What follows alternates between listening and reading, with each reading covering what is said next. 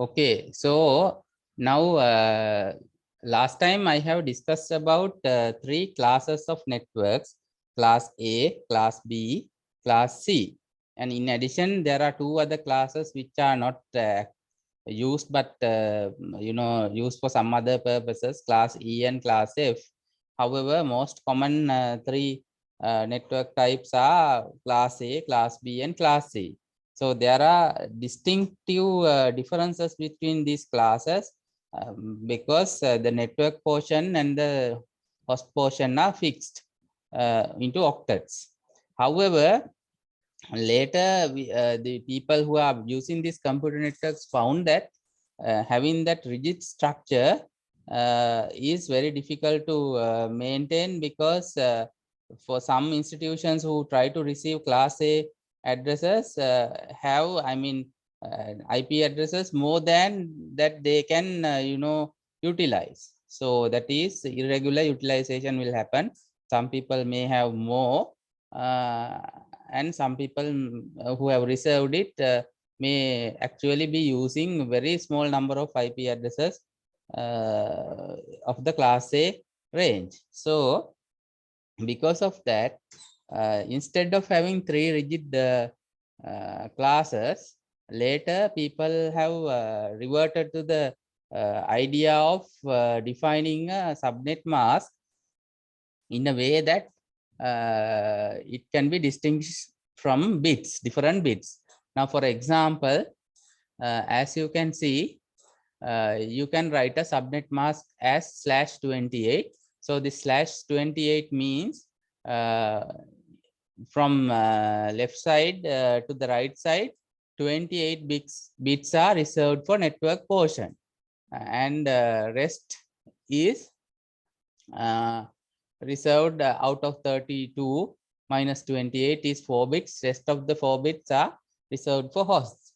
So actually this is this number 28 can be made flexible.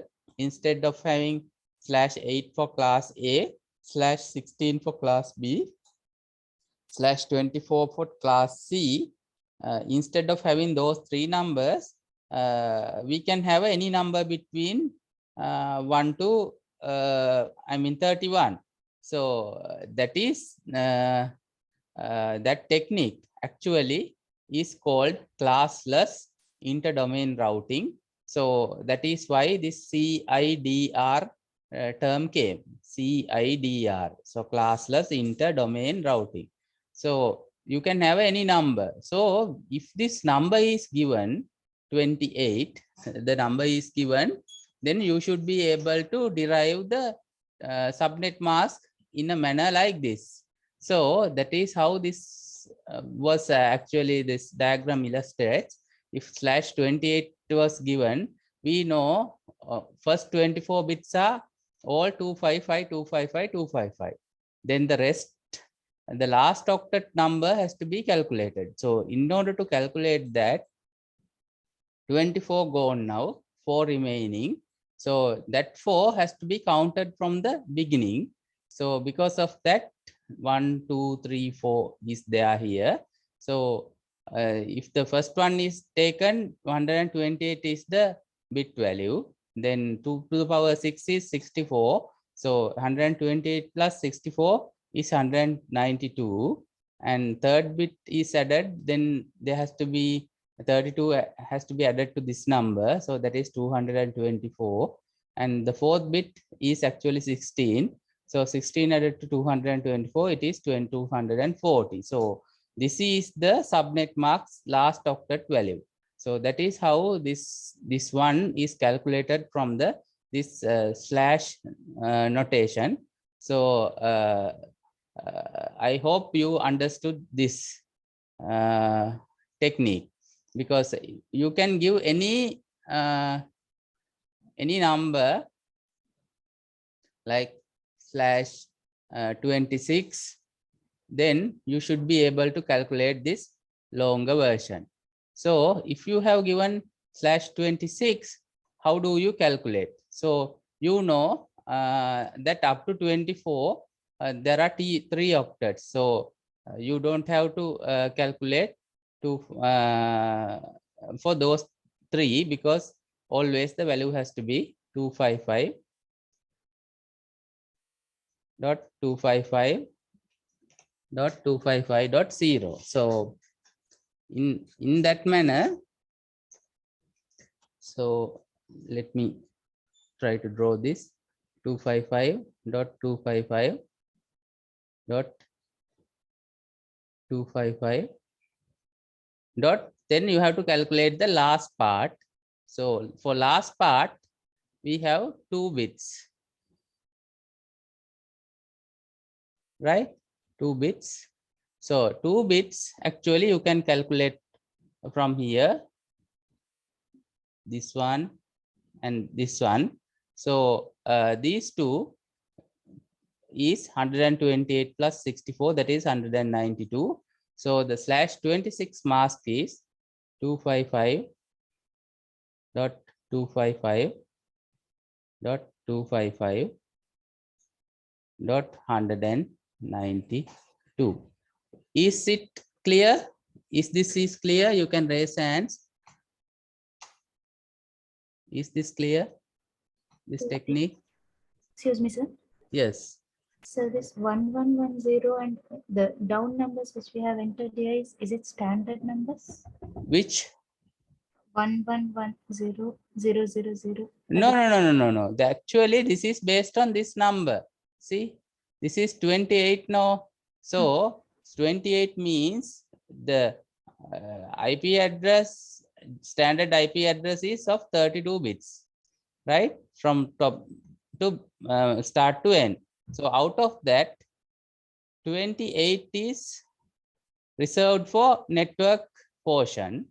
So when we write an IP address, we have four 8-bit segments, 8.8.8.8. So out of those 32, so first 8 bits are actually blocked because 28 bits are blocked as according to the subnet mask. So 8 plus 8 plus 8, that is 24. Then only 4 remaining. That 4 is the one, this is expanded version of the last octet is given here. So this is actually based on this value, 28, there are 4 ones and rest are host bits. That is the explanation. So is it okay with you now? Yes, sir. Yes. Okay. Thank you, sir. Sir, Yes. what if /18 is given? /18 is given. I have explained last time also. /18 is given. Then you have to take only first 16. So that is, if you take, if I clear this, let me clear the annotation. So if /18 is given, something like this has to be drawn.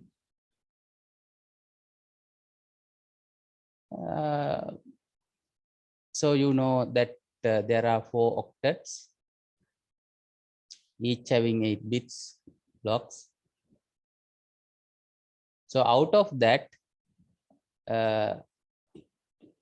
2 octets are fully blocked. That is 1, 2, 3, 4, 5, 6, 7, 8. 1, 2, 3, 4, 5, 6, 7, 8.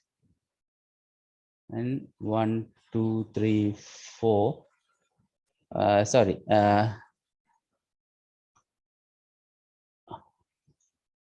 So out of first 2 octets, 16 covered, and the third octet we take 2, right?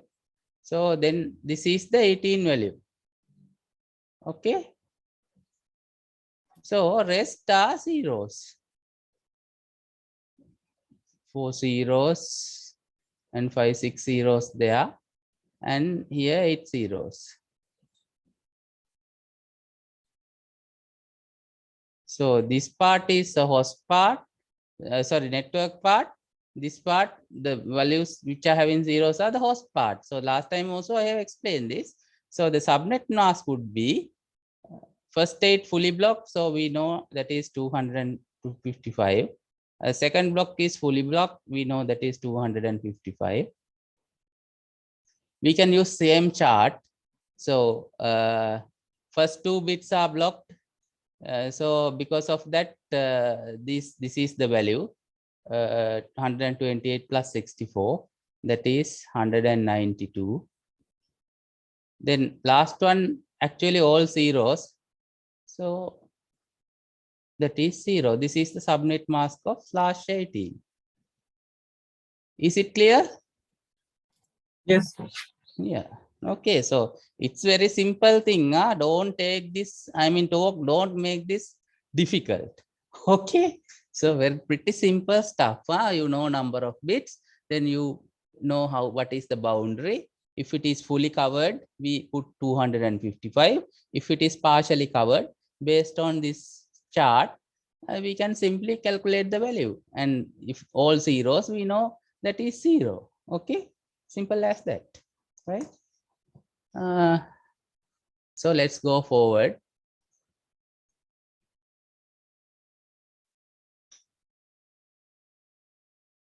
So then we have to understand the concept called subnetting, where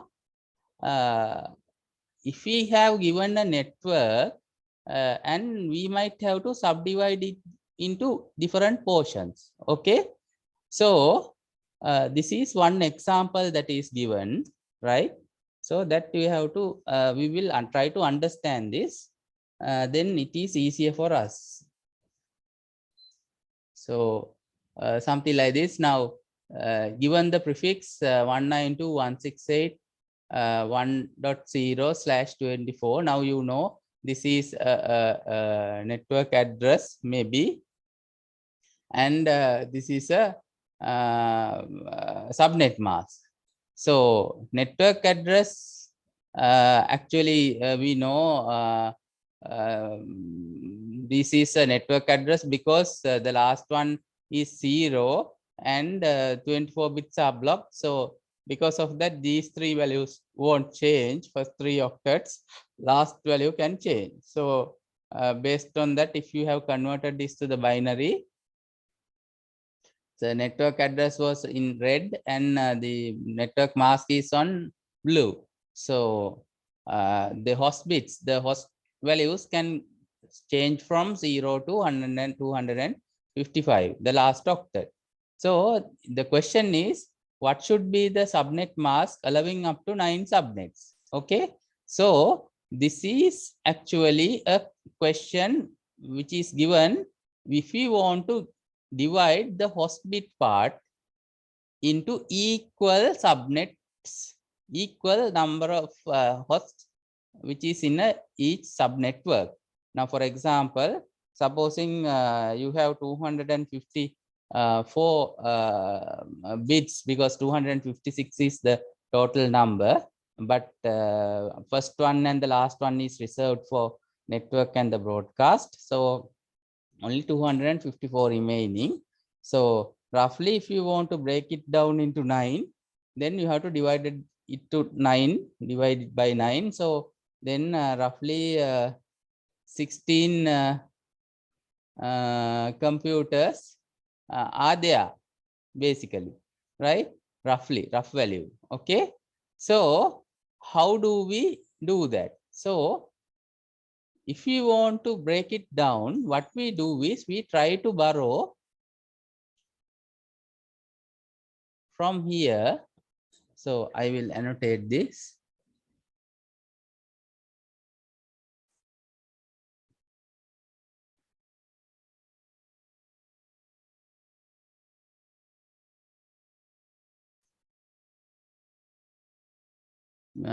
We will try to borrow bits from the start of the network, end of the network portion, like from here. So if we borrow 1 bit, so it can have only value it can have is 0 and 1. So that means only 2 differences can be given. If we borrow 2 bits, so we can have the combination of 0, 0, 0, 1, 1, 0, 1, 1. So if we borrow 2 bits, so that means only 4 combinations. If we borrow 3 bits, right? If we borrow 3 bits, then we have 8 combinations like 0, 0, 0, 0, 0, 1, 0, 1, 0, 0, 1, 1, 1, 0, 0. Likewise, you can have 8 combinations. But this question says we want to have 9 subnets. So then we have to borrow the 4th bit, right? So because of that, then we can have 16 combinations. So that is 2 to the power n number of bits, right? To have the n is the number of bits that we borrow. Okay. So in order to calculate this easily, what we can do is the ask subnet number, that is required number,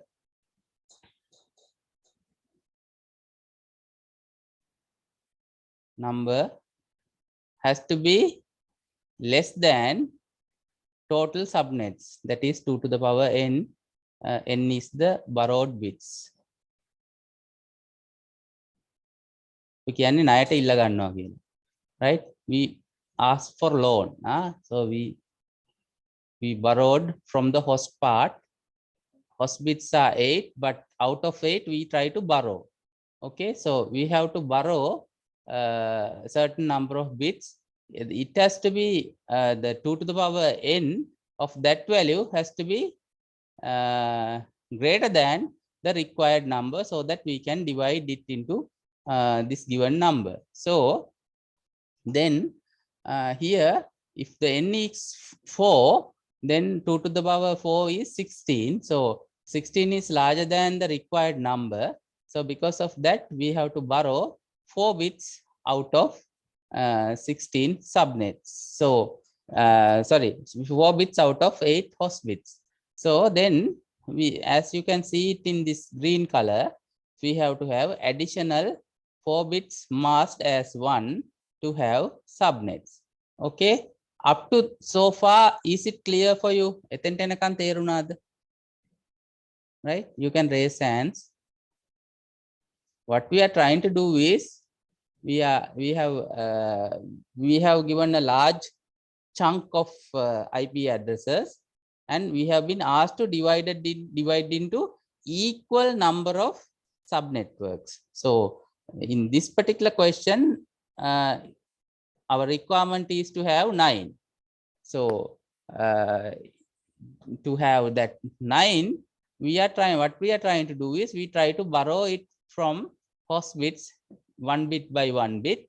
So we know the combinations, whether we can have multiple combinations of networks within the given large network. So now 9 is required, and we try to calculate by borrowing 1 by 1.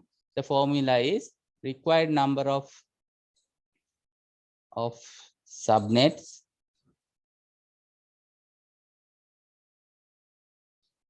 subnets has to be less than the borrowed to the power n bits, where we can calculate the total number of subnetworks. So only after borrowing 4, we can have the 9 is less than the 16, so that we have to borrow what we have to borrow 4 bits. So up to that point, is it clear? එතෙන්ට එනකන් තේරුණාද? Yes, sir. Okay, so let's go ahead and find out what are those networks. මේක මේ හරි ලේසි වැඩක්. ඒ කියන්නේ අපිට දීලා තියෙනවා, අපි හිතමු මේ ජිල් බෝල 256ක්, හරිද? ටික් බෝල, right? We have 256 balls, right? So we have to group those balls into 9 groups, right? So but the problem is we cannot have exactly 9 groups in this scenario, because we have to distinguish a convention of breaking down. So because of that, we have a formula. That is why we are trying to borrow certain bits from the host bit part. So instead of having 9, we have to have 16 in order to have a convention. So that's the idea. So let's go down.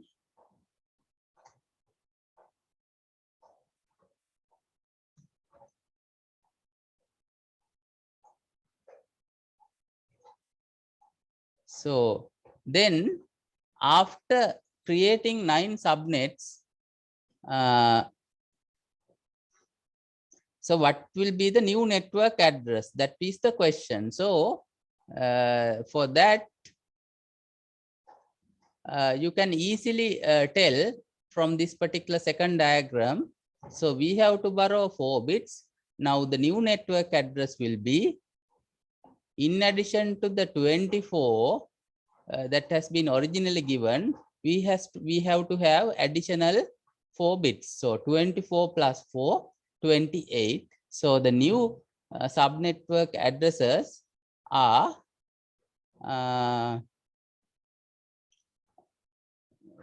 192.168.10/28.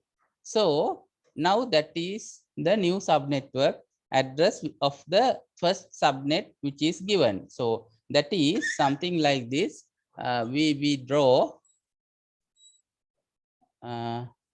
We have a full basket and we divide it into subnetworks like this. So first part, first network address is this, as the this value is given here. So that is 192.168.1.0. The additional, with the additional bits, we write 192.168.1.0/28. Right. So this is the first address. Sorry, first network. So how do we get the second address, second network address? So what we do is, as we have learned in the last day school, we try to calculate the last bit of this particular network. Okay. So now we know the maximum bits, that maximum host bits that we can have is 2 to the power n minus 1. So that is n is here again 4. So n equals 4. Because of that, we know that 2 to the power n minus 1 is 15. So if the n equals 4, so what we do is, we will try to add the 15 hosts into this particular network. So the last address will be 192.168.1.15. Then we will add another bit to here. So 192.168.1.16 will be the next group's first address, because we know, based on this formula, the maximum number, the broadcast number, that address of this particular subnet is 192.168.1.15, because the total number of hosts that we can place here is 15. So the 16 will be the yes, ask. Somebody talking? The Yeah. formula is n minus 2 or 2 n minus 1. N minus 2, sorry, n minus 2. So the total number will be actually the 14, but the broadcast address will be the last address. So that is 2 to the power n minus 1. That is 15 totally. So that is why I have taken it here. So if you want to go on the standard way, I will explain this. I will undo the thing.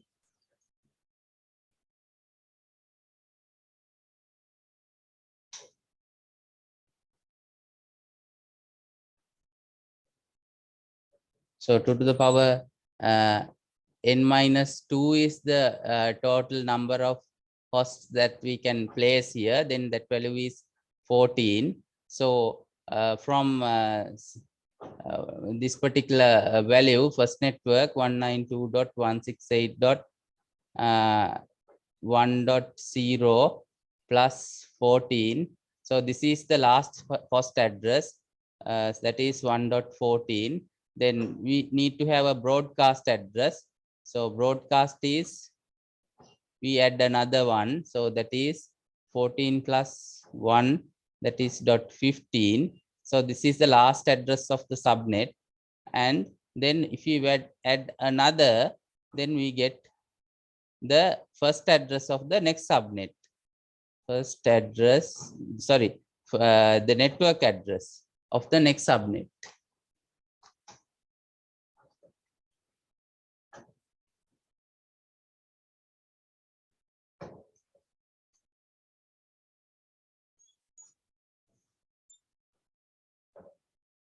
Network address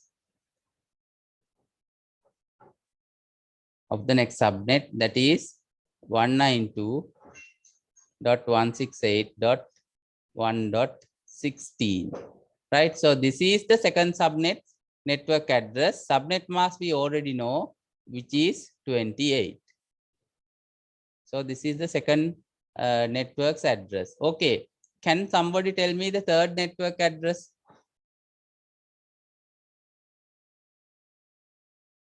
You can type on the chat if you go on this line of calculation.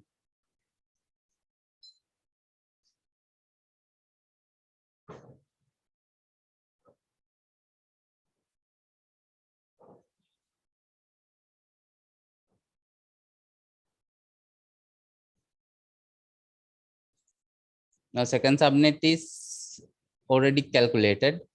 I want third subnet. Yes. The address of the first subnet is at the end 14. 192.168. 1.0 is the network address of the first subnet. Network address of the first subnet. Yes. Then Then the last host address of the first subnet is 192.168.1.14. Okay. what is that last Host address of the first subnet? Yes, because maximum number of hosts we can put in the subnet is 14 now. So 0 plus 14 is 14, correct? So then we add another address, that is the last, I mean broadcast address of the subnet, that is .15. Okay, so and then if you add another one, then we get the subnet, second subnetwork address. Okay, so this is a very simple version of calculation. Otherwise you can use the technique that I have taught in the last day school. If the network address is given, you can always, I mean, use the making all bits, all host bits 1, and you can calculate the broadcast address. So same technique can be applied here. So shall I show that for you also? Now last day school I have taught you a technique of getting, if the network address is something like, if a network address is given,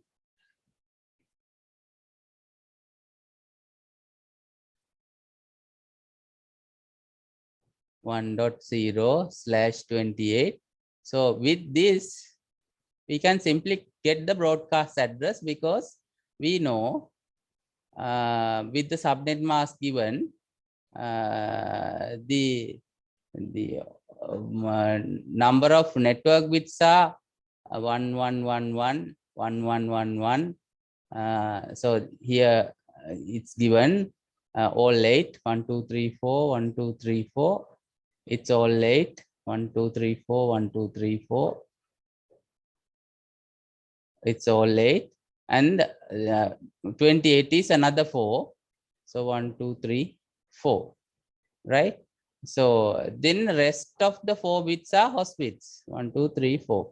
So in order to get the broadcast address, right, what we do is, so the first 3 are all blocked, right? We don't change. So the last 4 bits, we make it 1. So 1, 1, 1, 1. So if we calculate in binary to the decimal, this value comes up as 15. So the broadcast address of this particular network is 192.168.1.15, right? So same as the value we got it from here by adding. So simple as that. There is 2 techniques. So this technique is easy because we don't have to calculate this whole binary stuff. We know from the 2 to the power n minus 2, these are the number of computers that is in a network. So we add to the network, then we add another 2, then we get the next network address. So in the same technique, can you give me the third subnetwork address? තුන්වෙනි එකේ network address එක කියන්න. මේක මේ පොඩි වැඩක් තියෙන්නේ. අපි දන්නවා මුල address එක දැන්. හරි, network address එක අපි දන්නවා. host කීයක් තියෙනවද කියලා දන්නවා. හරි, ඊට පස්සේ දෙකක් එකතු කරන්න තියෙන්නේ. එතකොට අපිට කියත හැකි third subnet address එක.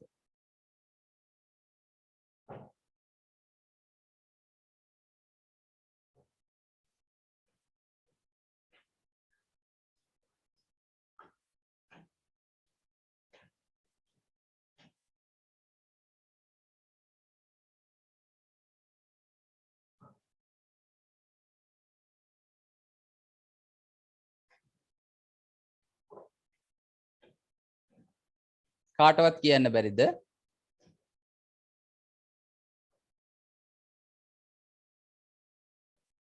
It's pretty easy, no? Now we know the second subnetwork address. Okay, one person has typed. So type it for everybody. I mean, don't worry, right? So everybody can make mistakes, right?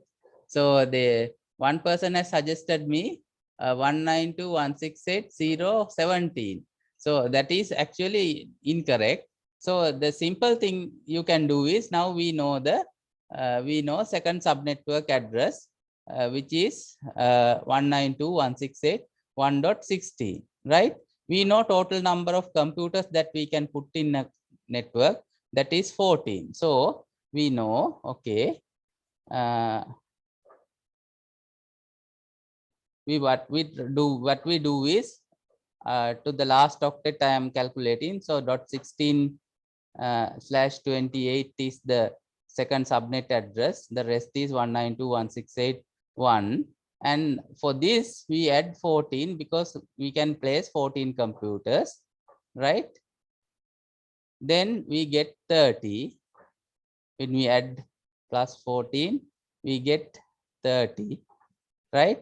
Then if we add another one, we get broadcast address. See, I have added 1 to here, then we get a broadcast address. So that is 31 is the broadcast address. And if we add another one, we get third subnetwork address, third subnet. So third subnet address is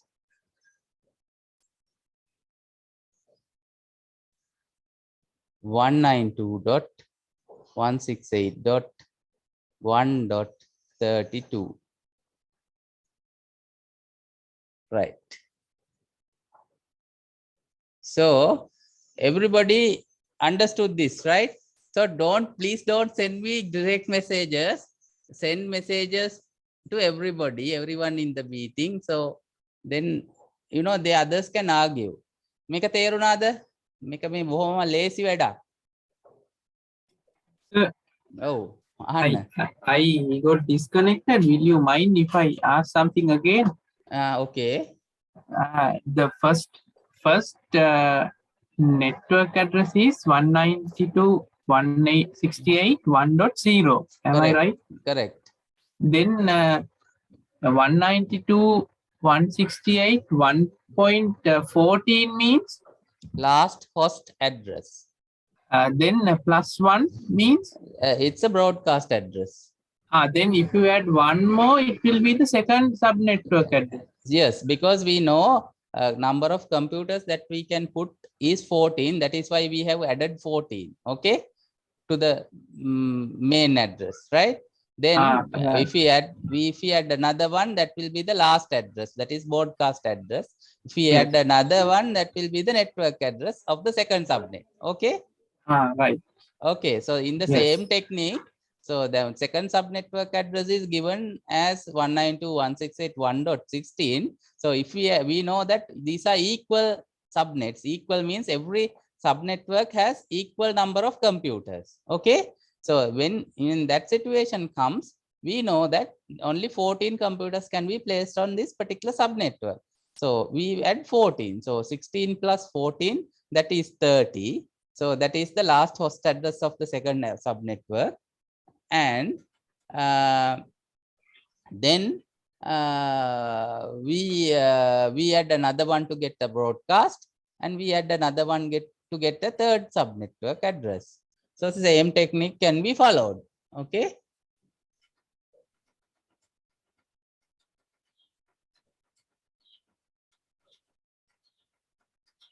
So the 0 to 16 is the first group range. No, now this one particular person is asking 0 to 15 is the first group range, correct? The 1 to 15, correct? Yeah, the 15 is the broadcast address, right? Then 16 to 31 is the second group. Okay, because the 32 is the third group's network address, as I have correctly got. Then 32 to 63, sorry, 32 to 40, 32 to 47 is the third group. Likewise, you can simply calculate by adding 14 plus 2, by adding 14 plus 2. So the entire subnetwork size, including the network address and the broadcast address, is 16. Okay. 16යි. මොකද හේතුව network address එකට එකක් අරින්න ඕන, broadcast address එකට එකක් අරින්න ඕනේ. computers 14ක් තියෙන්න පුළුවන්. එතකොට ඒ ගත්තාම ඔක්කොම size එක 16යි. 16 කැලි වලට තමයි අපි කඩන්නේ. හරි. If I tell it in English, we reserve very first address as a network address, very last address as a broadcast address, and in between we can have 14 computers according to this particular distribution. So 14 plus 2, first one and the last one, so 16 is the total size. So we get 16 by 16 groups. Okay, according to this example. Is that clear? හැමෝටම තේරුණාද?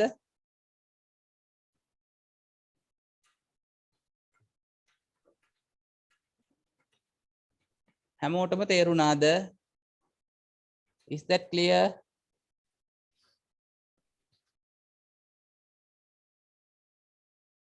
අද කවුරුවත් කතා කරන්නේ නැහැ. Okay, one person says okay, right? Right. Okay, so let us take, now I am going to clear this everything up. Right. So let me take another example, because we have to be clear on this, because actually in the subnetwork questions, you can have equal subnets, you can have unequal subnets. Now we are learning equal subnets. Okay, so let me guess this thing and I will give you another example.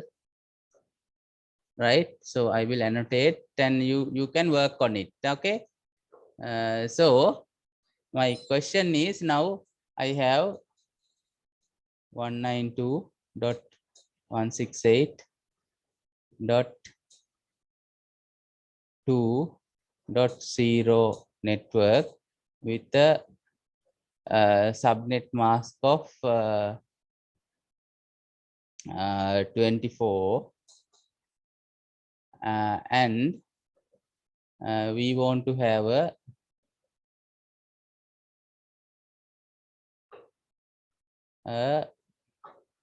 4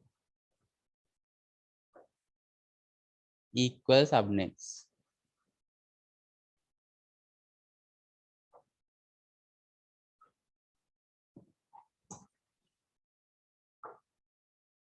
So how do we do this calculation? And our formula is 2 to the power n, the group size, subnet, number of subnets,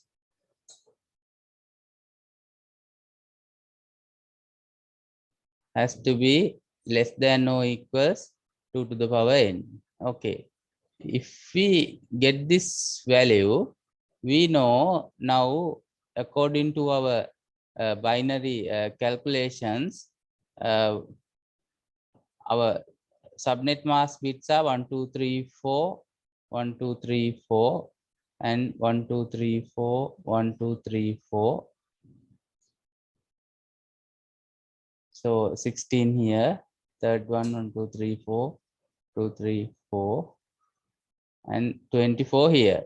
So out of these 8 bits, how many has to be borrowed? 1 2 3 4 5 6 7 8. Okay, now this is the host part. Okay, this is the network part. All ones are the network parts, the others are the host parts. So how many bits have to be borrowed? My first question. To have 4 equal subnets. 2. Yeah, some people are saying 2, some people are saying 3.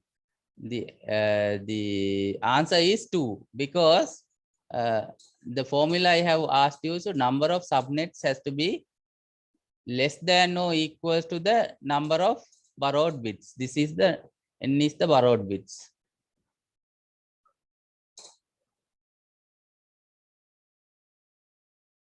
So if the n equals 1, the value of this side will become only 2. So 2 is less than the requirement 4. But if the n is equals 2, so 2 to the power 2 is 4, is equals to the requirement. So that the n value is then 2. Is it okay, everybody? Yes, So yes, so we have to borrow these 2 bits and make it 1. So the subnet mask, the new subnet mask will be, instead of 24, now we are adding another 2. So the new subnet mask is 26. So the first network address, then we write the same one. So 192.168.2.0/26. Okay, this is the first subnet. Okay, can somebody tell me how many computers that we can place in this particular subnetwork?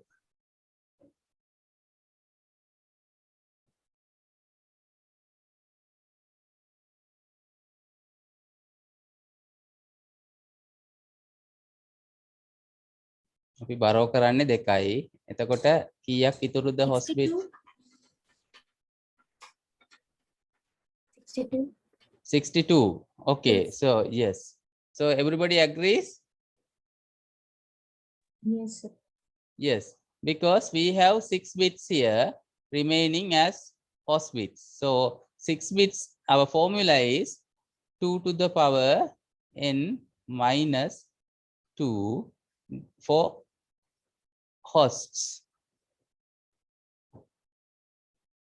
Number of hosts.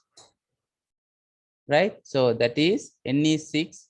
So 2 to the power 6 means 64 minus 2 is 62. Okay, so can you give me the last host address then of the first network, first subnet, last host address?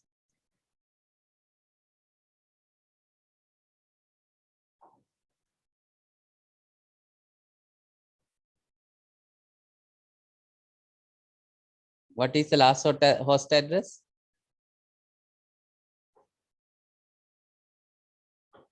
That is, we simply write like this: 192.168.2.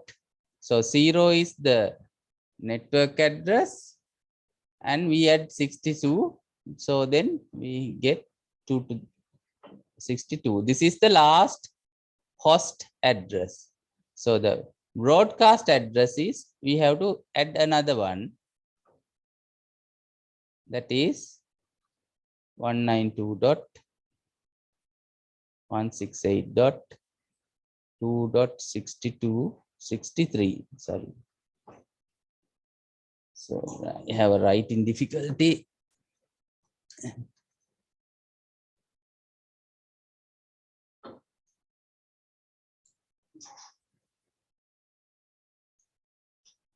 So the last, sorry.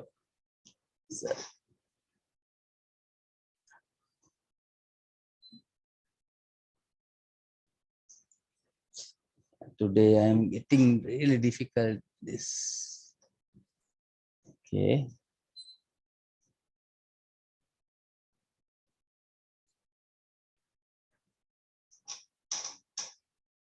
I don't know what's happening to my writing pad today. So we can use the text animation also. Yes, yes, I will type. Yes. Yeah, typing is much easier, it seems. So the text, so we put .63 is the last last host, sorry, broadcast address, because we add another one to the last host address, and the next, that is second network address,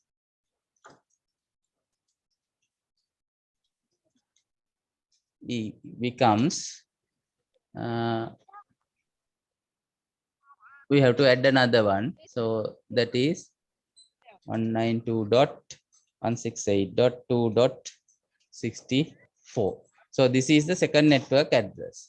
Okay, so now we are doing it for the equal subnets, no? So can somebody tell me third network address? So yeah, this we have to put, 192. this is /26. Yes, correct.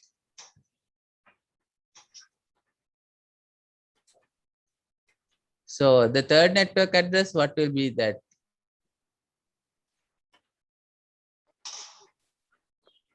$192 dot Okay, 192 dot 168 dot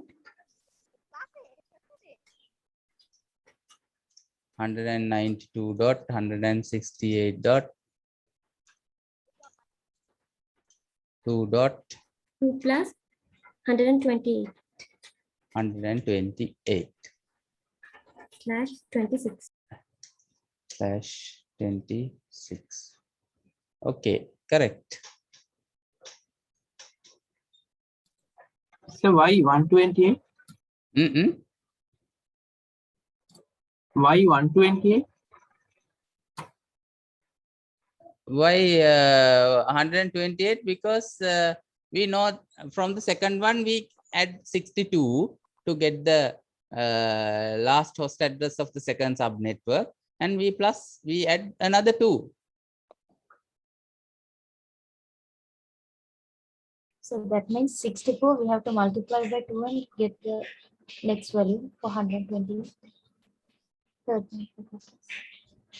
I didn't get you.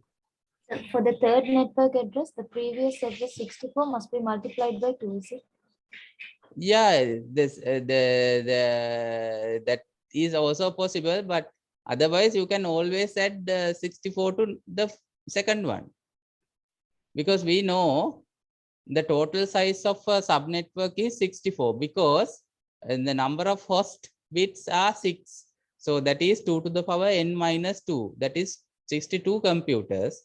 So we reserve first one and the last one. So when we reserve first one and the last one, it will add another 2. That is altogether 64. So the multiples of 64 are coming for the network. So the first one is counted as 0. And then the second one is counted as 64.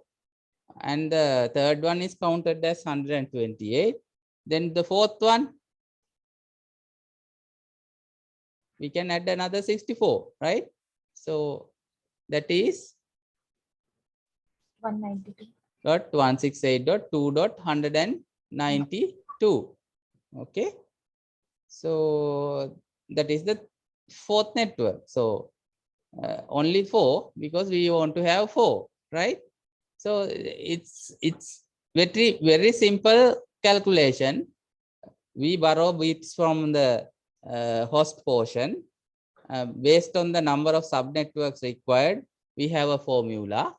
Number of subnets has to be less than or equals 2 to the power n, where n is the borrowed bits, right? Then rest we take it as number of, host bits. So based on the number of host bits, we can calculate the network size, right? And we add multiples of it.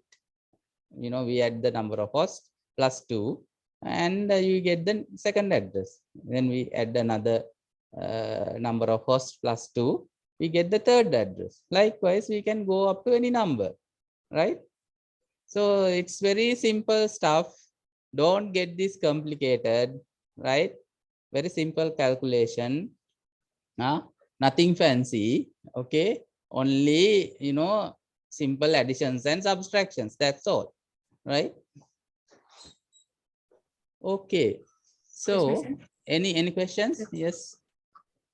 So for the borrowed bits, we consider the nearest one. Is it like that? Yeah, Why do you nearest take nearest one, because the network bits are coming from left to right, no, right? So then if we are borrowing, we have to borrow from near the fence, not the far away part. So up to 24, that is fence, like, blocked. So if we are blocking additionally, we have to start from that place. That is why right to left, left to right, we are borrowing.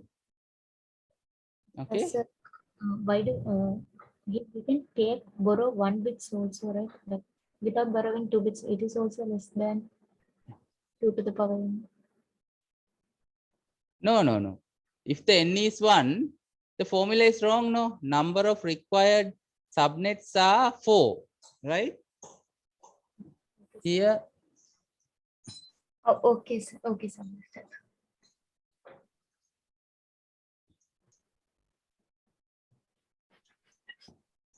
Okay, so let's go ahead. Thank you, So, sir. right. So with that knowledge, now that is called equal subnet technique distribution. Now we have to move on to the what you call different size subnet distribution technique. So with that we will try to do.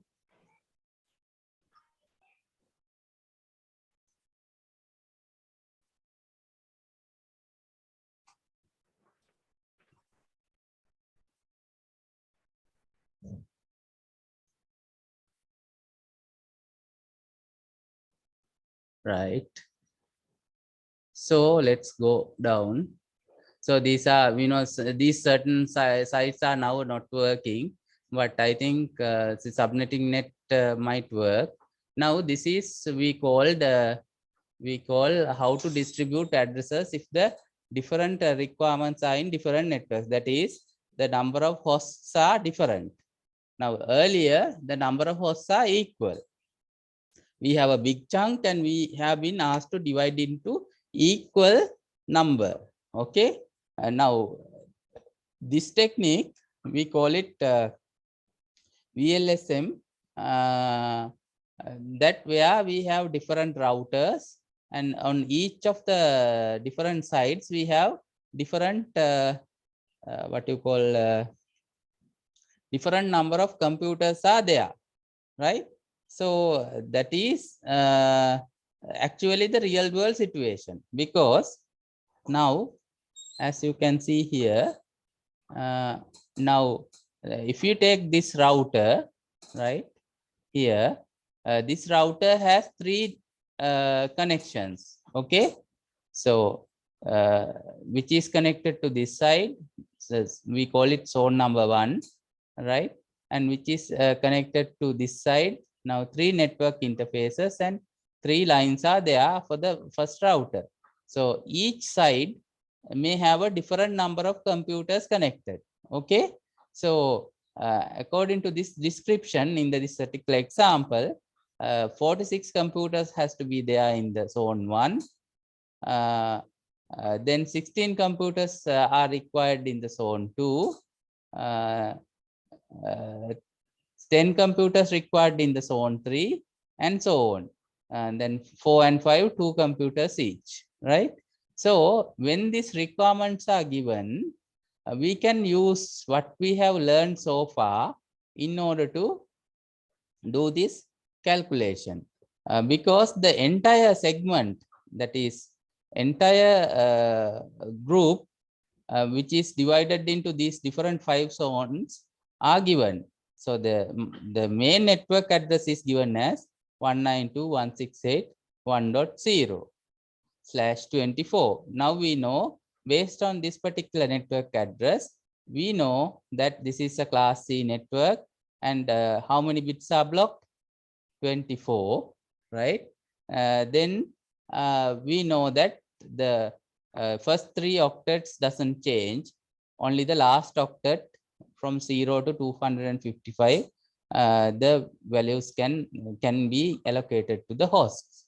So keeping that in mind, how do we do this calculation? It is very simple. Listen carefully.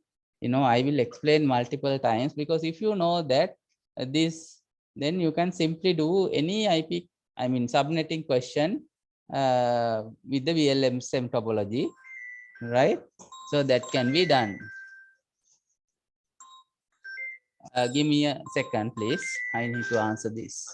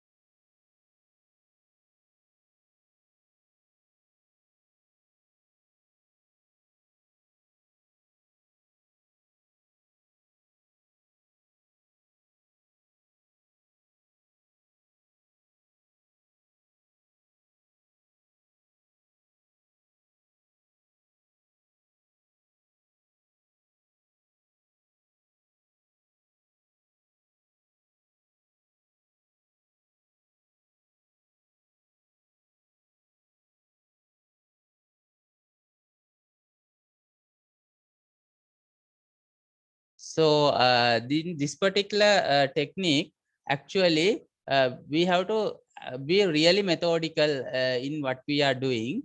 So what we can easily do is, we have to try to fix the zone. So now when this type of a network is given, what we try to do is, we we try to identify the biggest number of hosts given in a topology. So as you can clearly see, the zone number 1 is the largest number of hosts that are required. Okay, can everybody hear me? Yes. Yes. So we have to pick the largest number of hosts that are required. Then pick the second zone as the next largest one. Like we have to go on largest to smallest order. Okay. So that is the first rule. Okay. So as this one is properly numbered, so we know that the zone number 1 is the first one. So what we simply do is we write we try to calculate the subnet mask of this 46 number of hosts, right? So what we try to do is now here in to put 46 computers, our formula, we know the host formula that we are employing can be used. So the number of host formula is 2 to the power n minus 2, 2 to the power n minus 2. This is the host number of host calculation formula. This value, this side has to be larger than this value 46 in this particular network, right? So the number of hosts that we can place in a particular network has to be larger than the value given. So 46ක් දාන්න ඕනේ. ඒ නිසා allocate කරන ප්‍රමාණය 46ට වඩා වැඩි වෙන්න ඕනේ. සමාන වුණත් ප්‍රශ්නයක් නැහැ. So it can be larger than or equals 46. So we have to find out this particular number n, right? So what is the value of n?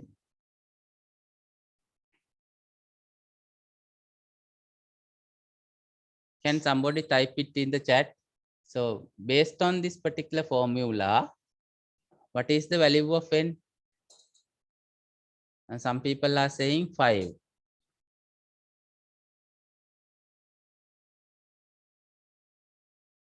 Some people are saying 3. So this particular side, so give me now. This particular side has to be larger than this particular side. So calculate the n. So 5 is wrong. 6. 6. Oh, 6 is the correct value, because if we put 6, 2 to the power 6 is 64 minus 2 is 62. So 62 larger than 46. And if we put 5, 2 to the power 5 minus 5 is 32. 32 minus 2 is 30. So 30 is not less than 46. So the n is the n value is then 6, right? Is it okay, everybody? තේරුණාද? Right. So based on this value, now we know that number of host bits has to be 6.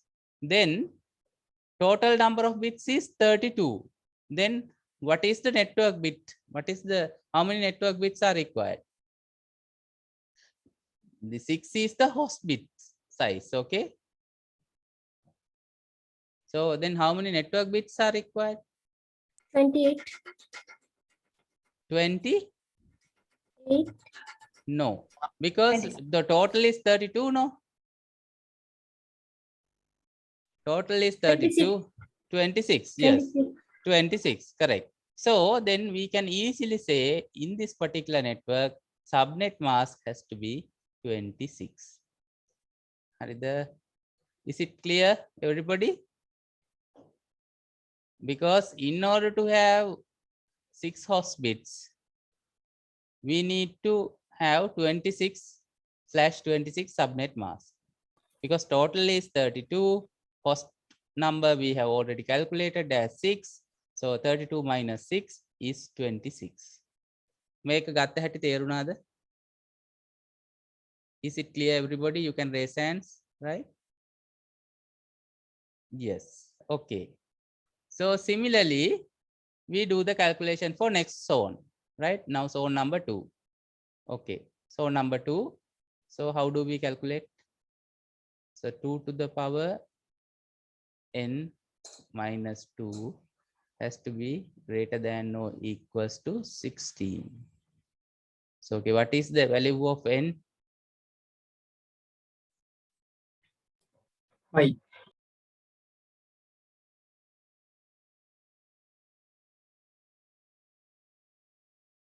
Yeah, some people are saying 5.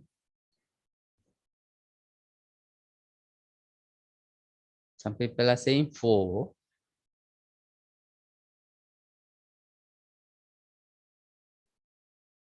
Five is the correct value because now if you take 4, right?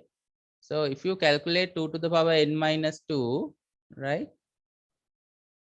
2 to the power n minus 2, n is 4, that is 2 to the power 4 is 16 minus 2 is 14.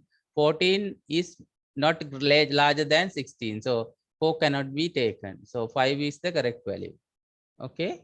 So if you take 5, 2 to the power 5 means 32, right?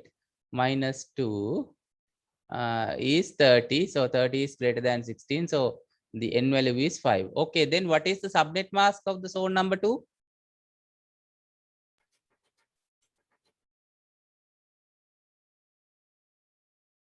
/27.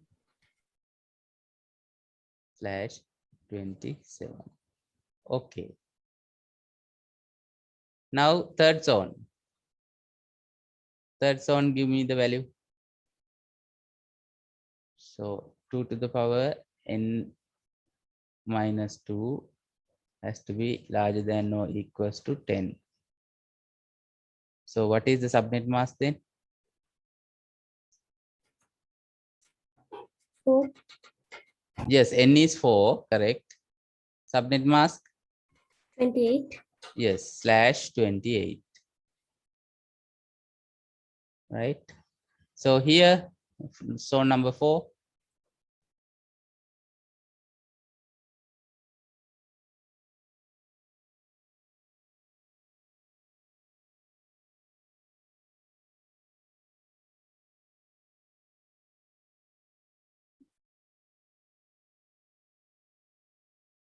So number 4, what is the subnet mask? 29. /29 is wrong. 30. Yeah, some people are okay. /30. Yes, /30 is correct value because now 2 to the power n minus 2 has to be greater than or equals 2. No. So if you take 2 here, 2 to the power 2 is 4. 4 minus 2 is 2. So that is equals to 2. No. So 2 can be taken. So /30 is the correct value. And similarly here also 2 required. So /30 is the correct value. Okay. This is very simple calculation that you can do by, demarcating the zones. So after calculating the subnet mask, we do from the largest one again. Okay. So what we do is, I will now clear the annotation and do the calculations, right? Now you make a note of it. Now we know that zone 1 /26, zone 2 /27, zone 3 /28, and rest of the zones are /30.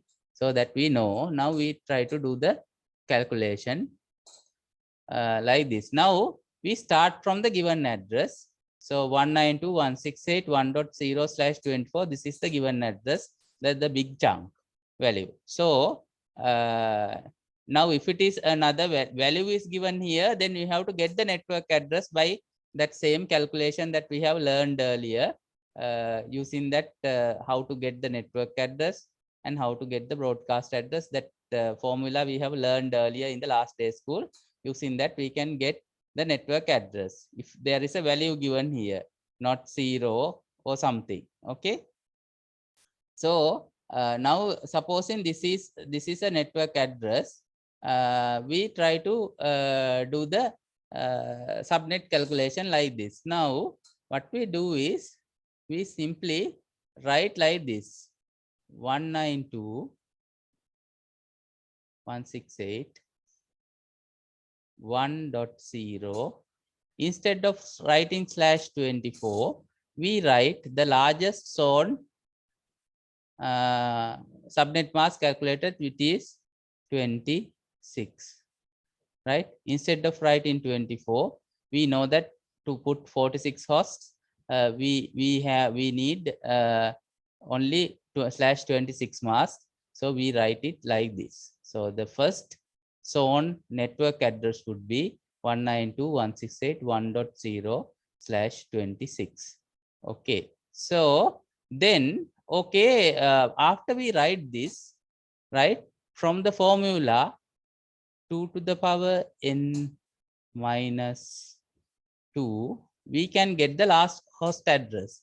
So number of host bits are 6. So 2 to the power 6 is 64, minus 2 is 62. So 62, and we simply add 1 to get the broadcast address, so 63. So we can simply get the broadcast address like this: 192.168.1.63 is the, I will put it as capital B then for me to write. So B is the broadcast address. So this is actually the last allowable address, which is broadcast address of the zone 1 network. So after that, what we do is we simply try to add 1 host, then we can get the next network address. So that will be 192.168.1.64. Then we go on to the zone number 2. Okay. So we write zone number 2 network address as 192.168.1.64. Then what is the subnet mask we have calculated for here? /27, right? So we put /27 here. Instead of putting /26, which is subnet mask we have calculated for zone number 1, after calculating the next network address, which is 192.168.1.64, we write the zone number 2's subnet mask, which is 27. Is this clear for you? Right? Because now in the host bit calculation, we know that 46 computers has to be placed on the zone number 1. Based on that, we have calculated the subnet mask. So we use that subnet mask in order to define the network of the zone number 1. So we write 192.168.1.0, which is given in the here. So to start with, then we write our own subnet mask belonging to this particular zone, right? So, so I will undo. Somebody written, I think so. Right. So based on this, we have did the last address calculation and the broadcast address calculation. Then we added 1 host here. So then this range doesn't conflict with this particular range. So because the next address starts from the 64. So there we write the subnet mask calculated for this particular zone, which is 27. And we keep on doing that. So for up to here, is it okay for you? You can raise hands. May technique okay the? Yes. So from here again, we calculate the broadcast address based on this mask. We know n equals the number of host bits equals 5. අපි 5යි කියලා අරගෙන තමයි 27 ගත්තේ. එතකොට so may this for yes, this particular value based on 5. So we know that the 30 is the number of hosts that we can put. 2 to the power n minus 2 is equals to 30 if n equals to 5. So 30 plus 1 means the broadcast address. If you add 31 here, we get 192.168.1.95 will be the broadcast address of the second zone, right? Then we add another one to get the next network address of zone number 3. So our zone number 3 network address then will be 192.168.1.96. So the zone number 3's subnet mask we have calculated as /28, right? So /28, based on that, we can calculate the the broadcast address. So that based on then the n equals 4 here. So that is 15. We add 15, we get the broadcast address 192.168.1.111, I think, will be the broadcast address here. So we add 1 here. Now in this zone 4 and 5 both equal. So we go here. So the network address of the zone number 4 will be 192.168.1.112, right? Based on the number of hosts, 2 to the power 2 minus 2, that is 2, plus 1 is 3. You have to add 3 to get the broadcast address. So you get 192.168.115 as the broadcast address here, and we add 1. Then the last one's network address will be 192.168.1.116. We know here this is /30. This is /30 as the subnet mask. So this is very methodical and clear technique for you to follow, right? Simple rules are there. If a topology like this is given, what we simply do is we pick the largest one to the smallest one order, and based on the number of computers, we try to calculate the subnet mask for that particular network, and we simply employ that subnet mask to get the first address and the last address of the network, and we add 1 to that to get the next network address. Again, we employ the mask that we have calculated for the next zone, and we get the last address, which is the broadcast address, and we add another 1 to get the next network address. So simply doing this, following this technique to the all the zones from largest number of hosts to the smallest number of hosts, we can simply calculate without ambiguity, because this range doesn't conflict with each other. See, so the computers in this particular network, addresses which we assign to computers doesn't conflict with any other network. So that is the key thing, because you can't have 2 same IP addresses fitting in 2 different ranges. So we simply follow that particular technique to calculate the ranges of the subnetworks, and this is the technique that you have to employ if the different requirements of computers are in different zones. This is not the equal topology. This is a different size topology. Now, is this technique clear?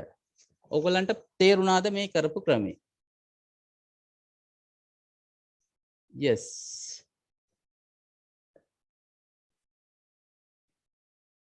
Right? So this is very, I mean, very elementary stuff. මේ technique එක දාන්න දැන් ඕන තරම් ගණන් තියෙනවා. You have, you know, many final exams that are there. We can employ this technique and see. Because we say Colombo wala මෙච්චරයි computers, Kandy wala මෙච්චරයි, මාතර මෙච්චරයි. අහම කියලා different size subnets are there. And the main range is given.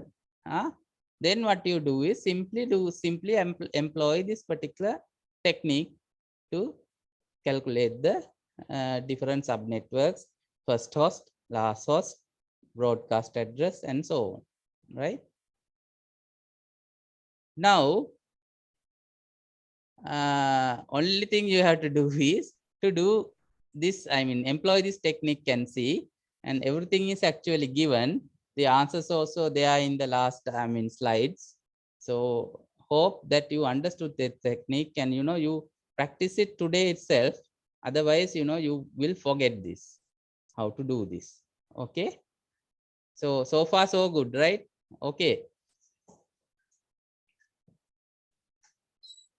තව මොන හරි ප්‍රශ්න තියෙනවද? Any questions from this?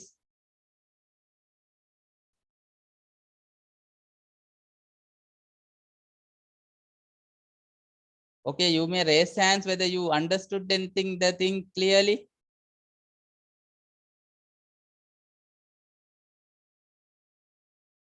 පැහැදිලිද හැමෝටම?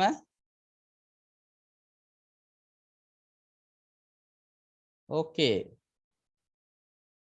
Right. So let's go ahead, because actually this has to be covered in the last day school, but you know, we took so much time to describe other things, so I didn't have the time. So yes, any questions? In that second zone, Yeah. how that, can you explain how 64 came? 64, because the last broadcast address is of the first one is 1.63, no? Yes. So we add another one and got the 1.64. Then the third one became 111 by adding 15. And sorry, adding 31. Yes, because the zone number 2, our number of host bits was 5, no? Right? Isn't it? Yes. Right. So 2 to the power n minus 2 is 30, right? So that is total number of computers in the second zone is 30, even though 16 was the requirement. අපි මේක හදනකොට අර formula එකෙන්නේ හැදුවේ. So then the number of bits that we have to use is 5, right? So because of that, total number of computers that we can put is 30 instead of 16. So then තේ ඇතුලේ 16ක් දාගන්න පුළුවන්නේ. හරිද? ඉතින් එතකොට දැන් computers 30 දාන්න පුළුවන් නම්, if 30 computers can be placed, after 30 we have to add another 1 to get the broadcast address. That is why 31 came, 30 plus 1. So that is why we have added 31 to 64 to get the broadcast address. So this is the broadcast address, 95, 1.95. ඒක second zone එකේ broadcast address එක. second zone එකේ broadcast address එක. හරි? ඊට පස්සේ ඒකට එකක් එක්කහො කරපුවාම තමයි තුන්වෙනි එකේ network address එක එන්නේ. තුන්වෙනි එකේ මුල් address එක. network address කියන්නේ first address. last address එක තමයි broadcast address. දැන් මේකේ 95 වෙනකම්ම ගියාට පස්සේ ඊට පස්සේ තව එකක් එකතු කරලා තමයි ඊළඟ එකේ මුල එක ගන්න. දැන් මේ පළවෙනි එකේ කළෙත් එහෙමනේ. පළවෙනි එකේ 63 තමයි අන්තිම එක. ඒකට එකක් එක්කහො කළා තමයි දෙවෙනි එකේ මුල එක ගත්තේ. හරි? හරි නේද? Yes. Okay. So it's any other questions? Sir, excuse me, sir. Yes.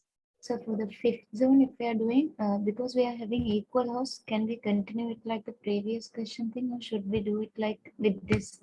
Same thing, you don't have to do as previous one, but that can be employed as well. But this is easier than the previous one, borrowing stuff, because you add the number of hosts, we know then n is 2, so we simply add 3, then to the power n minus 2 plus 1, that is 2 to the power n minus 1. So that is 3, then simply do the calculation. So like, Correct. The previous technique also can be used, no problem. Yeah. so for the previous technique, we added 116 computers, like we took the equal values, right? Yes, we have to, and then we have to take the equal value now. Then in order to get the equal value, you have to convert this into the binary, then borrow bits, then do the calculation, difficult, right? So the same technique by, adding the subnet mask, sorry, the number of computers will be easier. Okay. Okay. Okay. Thank you, sir. Any other questions?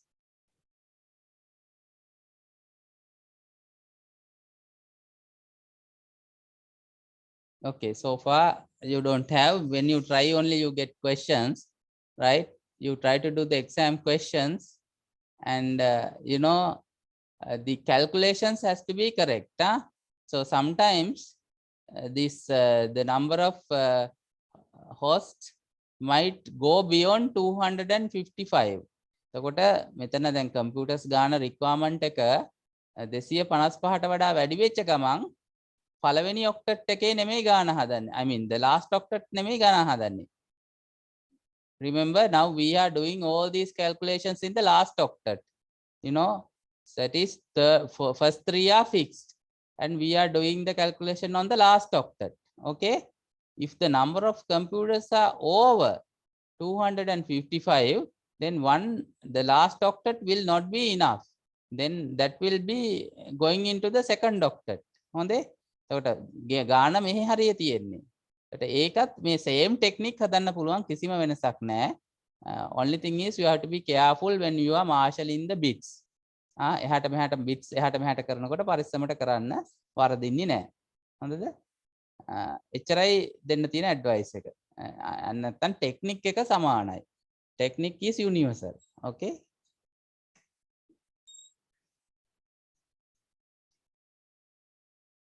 මොකද ගොඩක් අය විභාගෙදී වරද්ද ගන්නේ, they are thinking that we are doing this calculation on the last octet, but if the number of computers are more than 255, so the last octet you can't put more than 255. So when that happens, then this calculation goes to the second octet. මේ දෙවෙනි එකේ තමයි හැදිලා තියෙන්නේ. එතකොට ඒ බව කල්පනා කරන්නේ නැතුව last octet එකේම ගණන් එක්කව කර කර ඉන්නවා. Your calculation, you do the sums and all in the last octet.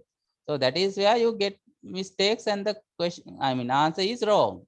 So keep that in mind. ඒක ඔළුවේ තියාගෙන examples ටිකක් හදලා බලන්න ගන්න. එතකොට මේක practice වෙනවා. The same technique කරන්න ඕනේ. First address ගත්තා, number of hosts ගත්තා, ඒකට එකක් එකතු කරා, ඊට පස්සේ broadcast address එක හොයාගත්තා. broadcast address එකට එකක් එකතු කරපුවාම එනවා ඊළඟ එකේ address එක. I will tell that in English. You get the first one, then you try to find out the broadcast address. If you after the broadcast address is found, you add 1 to that to get the next network address, and simply follow the same technique throughout the entire network. HRI. So I will go to the next lesson, because otherwise we can't cover the things that is required for the other I mean today's day school. Before going to that, I have to cover a little bit more also. So let's go forward. So this is the answer actually. You can simply follow that. And then there's a topic called supernets. The subnet was we are borrowing the host bits. Okay, but in supernets, what we are trying to do is we will try to, I mean, add few similar networks together and form a big network. I mean, we are summing the networks together instead of dividing the networks. So now in this particular example, there are 4 class C subnets, which is really close by. See, 128, 129, 130, and 131. So how do we, I mean, sum up? How do we combine these 4 networks and form a single network? So that is called supernet. So subnet is dividing, supernet is combining. So as you can see here, based on the bits, the network bits, there is a nice classification that you can come across. If I annotate here, see all are zeros here in the last octet, right? And if you take these 2 bits together,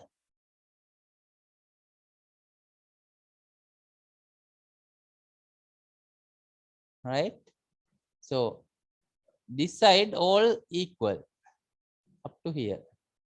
Only these two, these values are changing 0 0 0 1 1 0 1 1. See, so these are the only changing values.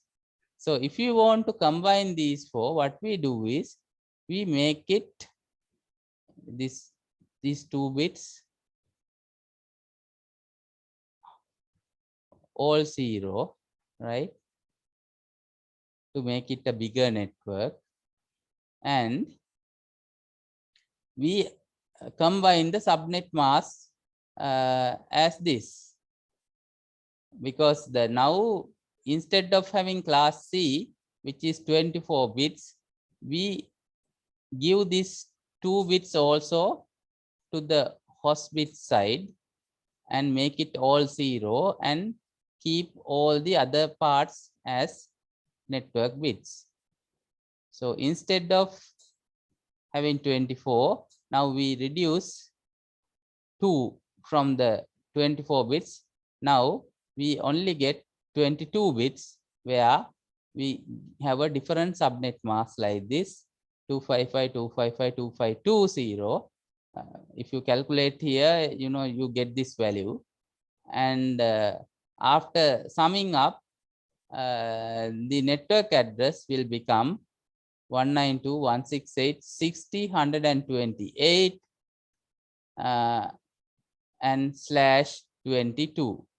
Okay, instead of /24, we get /22 because we summed up 2 bits and moved those things into the host part and reduced the network part. So these all 4 networks can be put in this particular single network with this mask.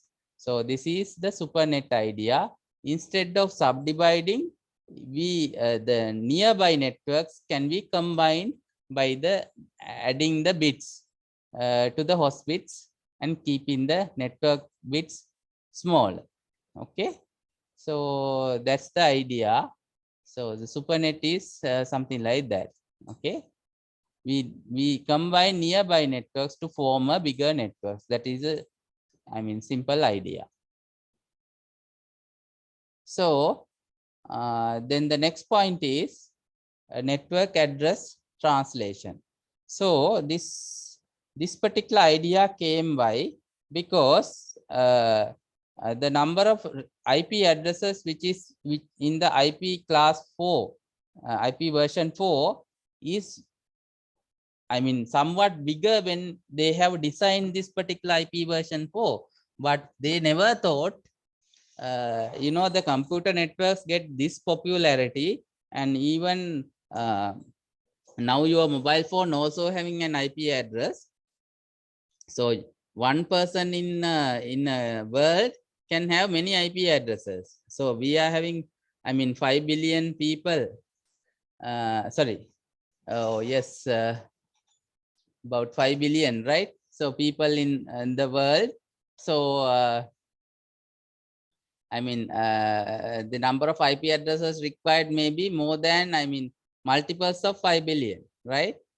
So because of that, the IP addresses which can be allocated in IP version 4 is not enough.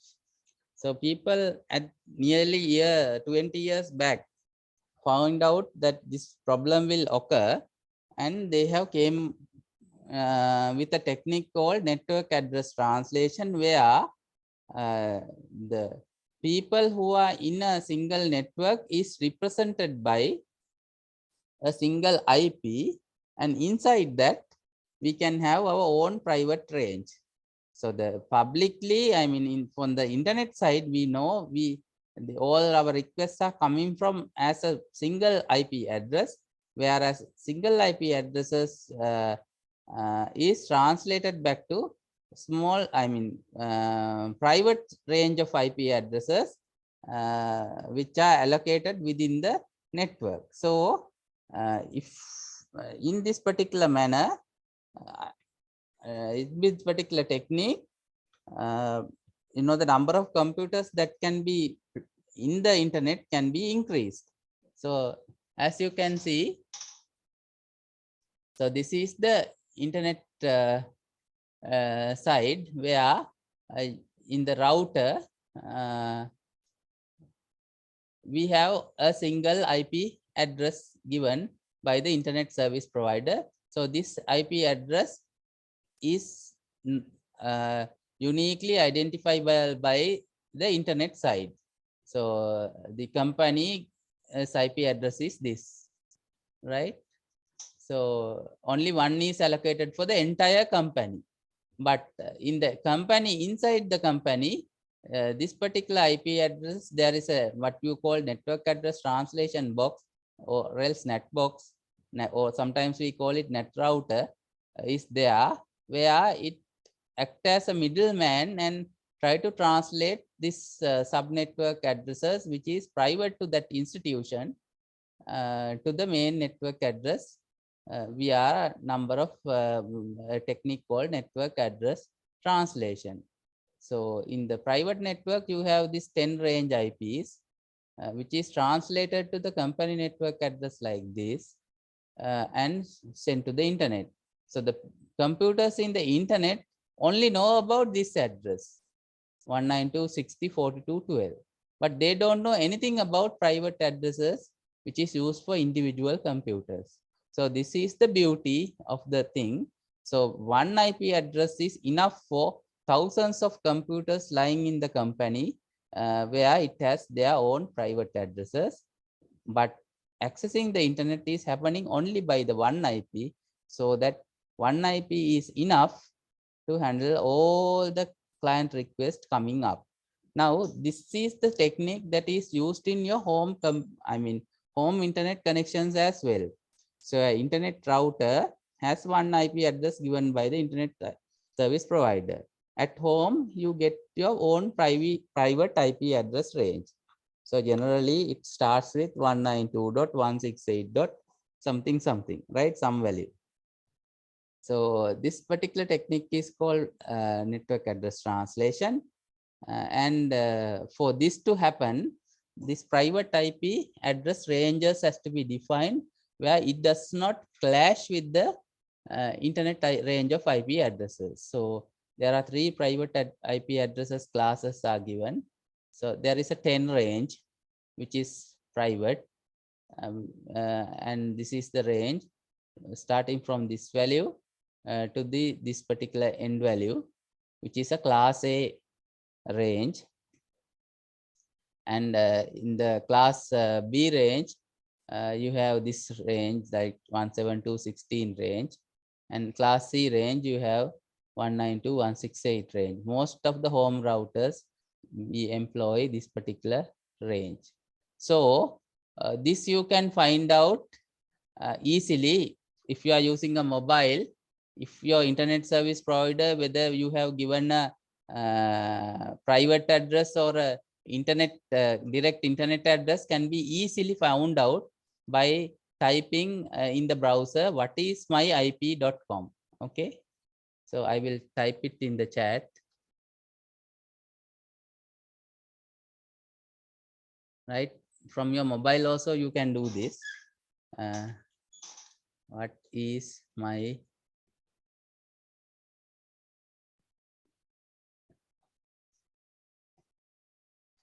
I will type the thing. What is my IP.com,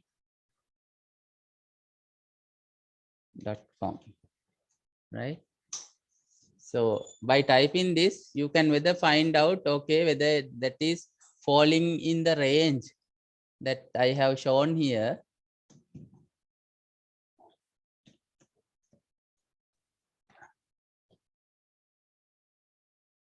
If your IP address fall in this particular range, within this range, that means your internet service provider has given you a private IP address, right? If your IP address is falling outside this range, then you know that you have been given, your router has been given a public IP address where it is uniquely identifiable in the internet, right? So if I show you, let me show you one thing now.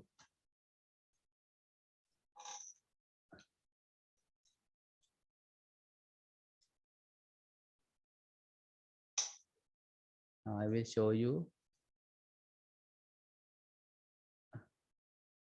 the university IP address. So you can see this, right? Everybody can see this. So this is the university's outgoing IP address, and all inside computers as mine are given private addresses. So this is the public address of our internet router that you can see, right? So similarly, at your homes, if you type what is my IP.com, you can find out whether that falls within the public range or a private range. This is falling in a public range because it is not within the 192.168.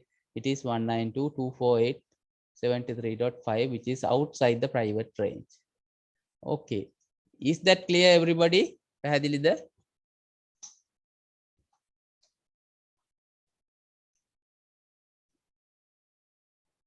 Okay, any questions you can ask?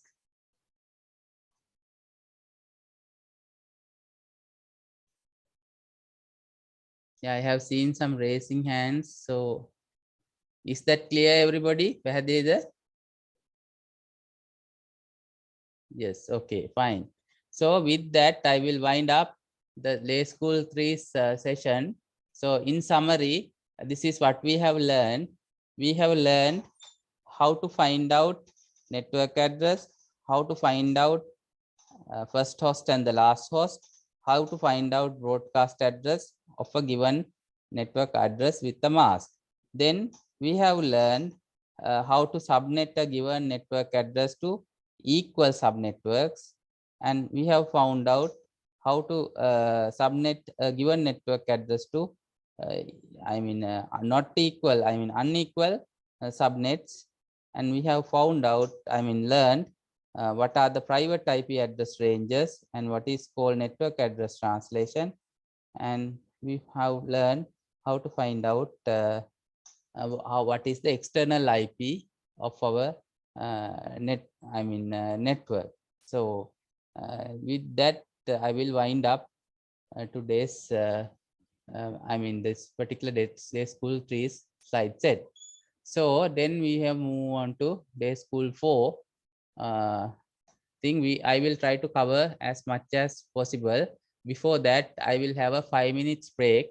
So I will start at 3, 5 minutes or 10 minutes break. Okay, 3:05. I will come back and we will continue the day school 4. And I will, try to do it until 4:30 today, and try to cover much as possible, as much as possible.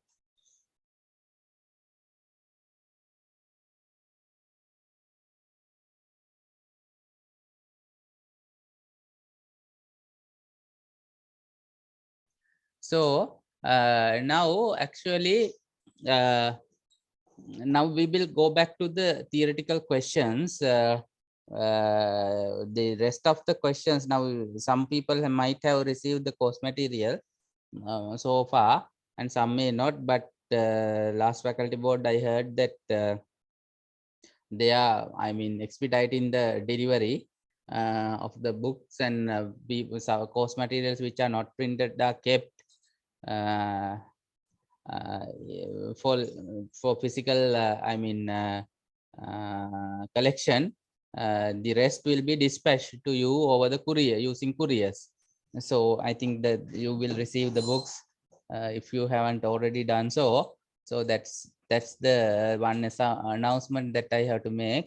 And there is another announcement. You know, I went and met the director, RES, regional center director, to find out the possibility of you to come to the regional centers for people who don't have devices to I mean, carry out the practicals, especially the people who don't have laptops can come to the nearest regional center. Most probably the regional center is the best option. If you can't come to the regional center, we can try to arrange I mean, come into the study center if there is a computer lab available. So for that I have actually I mean, put up a questionnaire, and some people who have the devices also filled, and they have notified me. Okay, so I will remove their names. If you have accidentally, I mean, put your name into this particular list questionnaire, you know, please message me so that I can remove your name from it. And some people have filled both options, that is regional center and the study center as well. Then how can I determine which center you are coming? You know, when I have a real difficulty in, I mean, tracing back, you know, which center to assign to. Now, if what I will do is I will, I mean, assign the regional center if you have selected both. Okay. So if you have selected only the study center, I will talk to the regional center director and find out whether there are computer labs and try to arrange it for you to come. And the second bottleneck that I have found out is the 15th actually is a Monday, where most of the regional centers are in holiday. So we have a problem in accommodating you on 15th if you have selected I mean, none other than the Colombo Regional Center. Colombo Regional Center, our lab is open on Monday, so there will be no problem for people who are coming to Colombo on 15. But for other regional centers, you know, they say, I mean, 15th is not possible. So people who have selected the 15th, actually, you have to try to come on 11th, or else we will be recording this session anyway, and we will try to accommodate you to a different day, which is a, I mean, working day of a regional center. So that arrangement is there. So I will individually, I mean, I will send an email out to you for people who have selected 15th, whether you can come, you can confirm me whether you can come on 11th, or else you need a different day. So this I will send out an email today, and please respond it quickly, because tomorrow I will be sending your list to the regional center director to accommodate I mean, you on 11th for the online practical sessions. What you have to do is come to the particular assigned center, and if you have selected both regional and study, I will choose the regional center. Okay. And I will write that in your email, and you have to confirm whether you are coming or not, because I will send out the email to everybody who has, you know, responded to the questionnaire.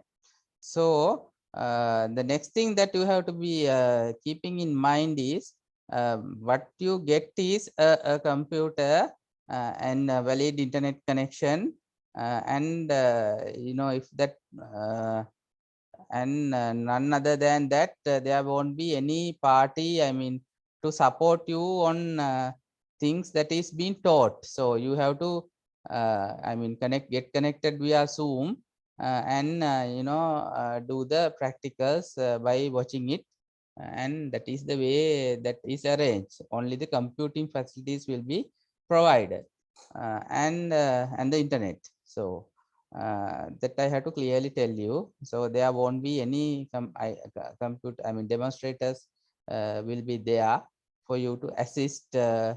You have to always ask the questions and follow my clue when I am teaching in the online day school. So that's the way that this is try to be arranged, because otherwise difficult to find human resources in the study centers for you to help out, and in the regional, certain regional centers as well.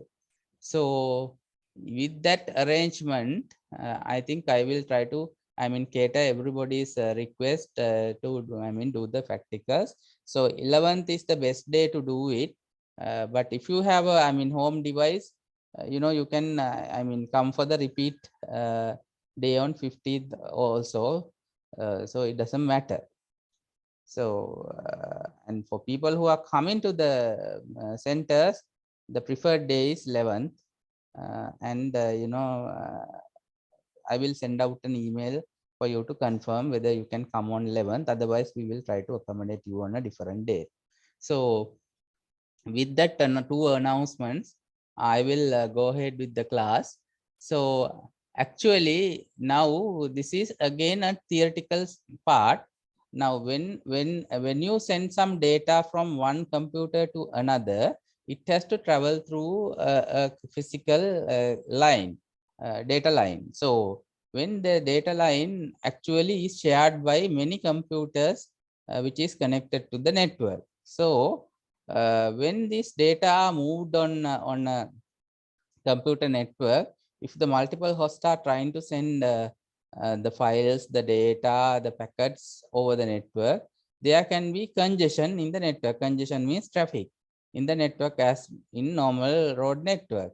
So, and the junctions, actually the routers are get congested because routers generally read the packet in, then scan for the source address and the destination address.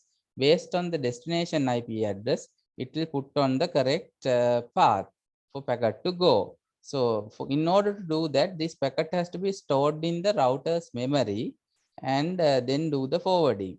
So if the number of packets coming in is very high, sometimes the router's memory won't be enough to accommodate all the packets that are coming in. And if the router processing power is not enough to process packets quickly and put those things into the correct destination line, then the certain packets won't be kept in the memory. Those has to be discarded, so dropped without knowing. So this is actually the congestion. So as this diagram shows you, up to certain level, the anything which is coming will be delivered accordingly, but after certain point, congested, the packets will be dropped out. So the desirable situation is to peak out like this to the maximum carrying capacity, but it never happens. Well before that, actually packet starts to drop out. So in this scenario, which is called congestion, because of the basically the memory and the processing power of the router is limited. So there are many reasons for this to happen. If routers are having sufficient memory but queues are long, so packets will time out, because packets will be sent with a certain requirement, okay, the age. So if the time lapse is so high that packets are in the queue, sometimes the packet will automatically get dropped. And sometimes the packets will time out when they come to the queue. Like sometimes that this happens in the supermarkets, right? Sometimes we have to spend a long time to, get even a single item bought because of the queuing strategy.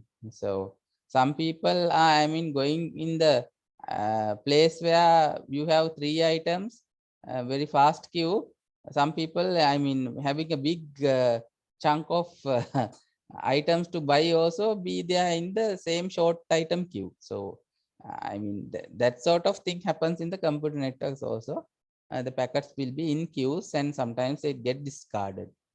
And then the second problem is when the timeout happens, duplicates will be sent. They are also in the queue, and then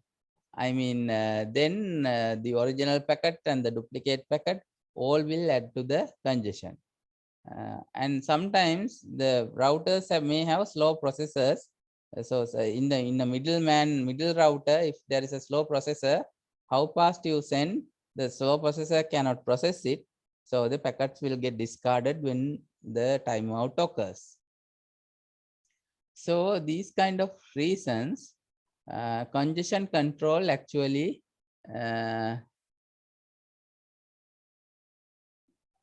and some people, please ask these questions actually direct so that others will know the questions as well. So one person is asking, is there a connection between internet buffering and the congestion, or both are the same?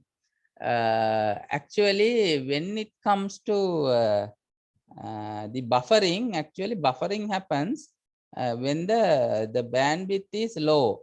That is the transmission, the rate that we expect for packets to arrive doesn't arrive due to congestion, right? So internally, the buffering happens, say 5 seconds of video will be buffered before start playing, so that if the 5 seconds, if there is an intermediate slowness in the network, then buffering will compensate.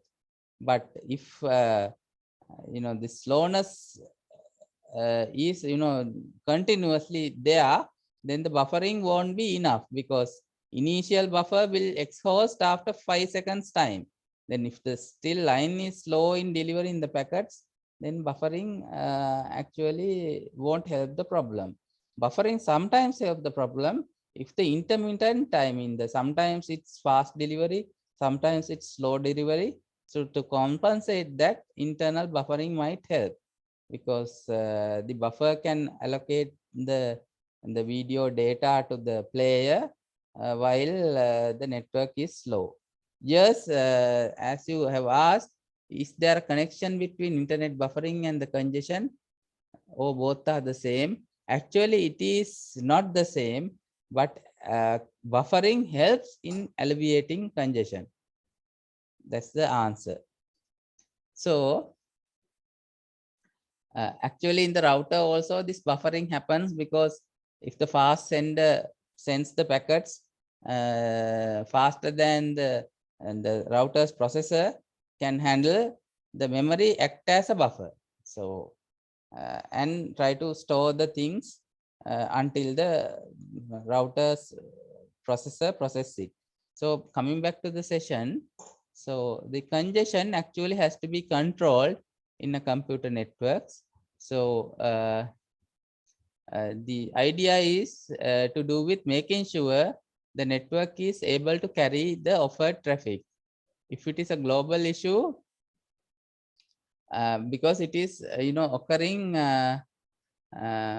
between all the hosts and the routers, and because the store and forward technique is used by the router, because of that sometimes packets get discarded, and because of the heavy traffic in the routers. Therefore, congestion control is necessary. The flow control is, in the other sense, is that it is related to point-to-point traffic. That means from one host to another, where the fast sender may overwhelm the slow receiver, where the receiver cannot process in the same speed as the sender sends it. So that is, there's nothing wrong with the, the channels which transmit the data, they are not congested, but the receiver cannot handle it. So that is called flow control, where one host is sending faster than the other host. So the host side cannot process it, not the network. Okay, so that is the difference. Congestion happens in the networks, and the flow flowing issues happens between the hosts. Okay, so how do we, control the congestion? So there are two techniques actually adapted by the networks. One is called open loop. So the open loop solutions actually try to solve this problem, congestion problem, by good design. So that means when the network is, designed, they will think, okay, this much of traffic comes along these lines, so that we need to have adequate capacity to handle all these network issues, the congestion issues. So the open loop actually solves the problem by having multiple folds of bandwidth between different routers, and the fast router processors, and the higher memory in the routers will try to alleviate the problems before it occurs, because in a open loop solution, actually the congestion should not happen, because they have the adequate capacity, processing power, memory, and so on. So it was designed in such a way. But in the closed loop solutions, actually, but the open, first I have to tell, open loop solutions are much expensive, because we anticipate this much of traffic come, and to anticipate the higher value, so it is associated with the cost. So we are not, doing a small network. We are actually, if the requirement is 100, we try to allocate 500, like that. So open loop solutions are expensive, but the congestion never occurs, because always the expected traffic falls below the line capacity. In the closed loop solution, actually, based on the concept of the feedback loop, that means if a congestion occurs, try to solve, try to reduce the congestion. So this is the technique that is employed. Monitor the system to detect when and where the congestion occurs. There is a monitoring mechanism in the closed loop solutions to find out where the congestion is. Then we have to pass those information to different routers, where they can either slow down sending the packets to this particular congested place, or find a different path than congested place to send the data along the different path. So, and these three steps are taken. First, monitor, then inform to the places for the action taken, and the third one is adjust the system to correct the problem. So that is closed loop solving. So actually, the congestion prevention, not the prevention policies. So the open loop systems actually designed to have a good policies associated to control the congestion. And at the transport layer, how the transmission retransmission happens, and how the out of order delivery happens. That means the packets generally delivered in sequence. However, for some reason, some packets get delayed. Then all the packets which are all the packets which come before the lost packet or delayed packet has to be cached, because then after the delayed packet comes, only the later packets can be processed. So all the later packets has to be buffered. So this buffering technique, how it happens, and so on, almost everything happens in the open loop solution based on the design. So what is the timeout if the packet is not there, and so on. All these things happen at the transport layer, and at the network layer, the routing algorithm, how the packets are queued, and all those things, how the packet lifetime is management. If the packet lifetime is high, then there is a delay in finding out whether packet is lost or not. However, it will allow the network to recover because the packet might get delayed, but it will be delivered anyhow. So that sort of decisions has to be made.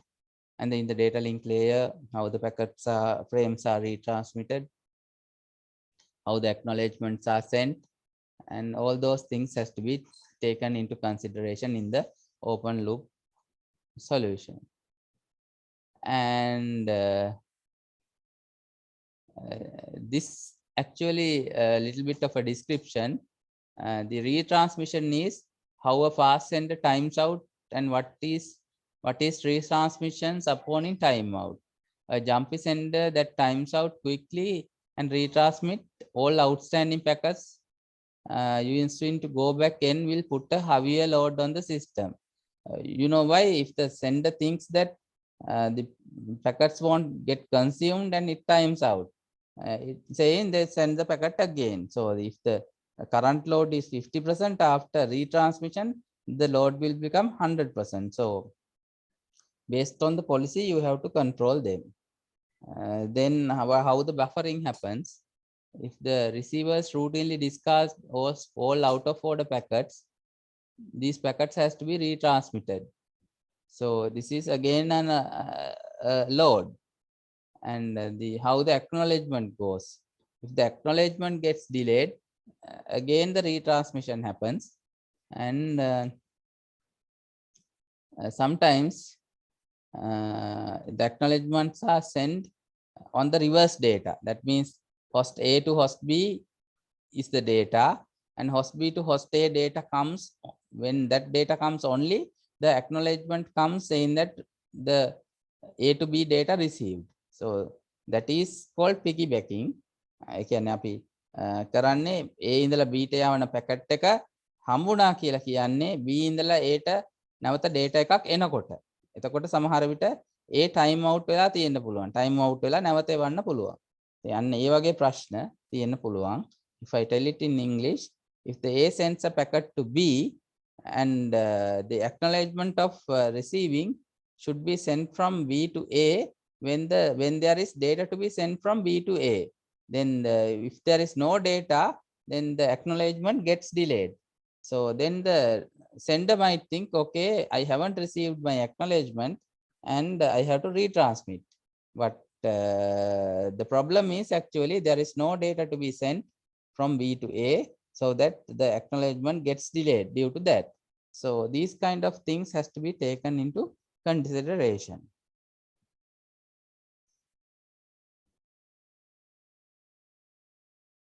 So all these are theory. Actually, I am trying to make it little bit interesting and understandable. You have to read these lessons carefully. Then only you get to know about everything. So sometimes the routing algorithm itself can help in alleviating congestion, because if the routing algorithm knows, okay, how many different lines to take when you are sending a packet from A to B, if the routing algorithm spreads the data between multiple lines properly, then traffic can be reduced, because there is no competing for the same line. So these kind of things can happen. And sometimes there has to be a way to tell the sender to slow down if there is a congestion happening due to packet discarding by the slow receiver. So all these things have to be kept in mind. So this I will explain you one strategy of how to manage the congestion in a virtual circuit subnet.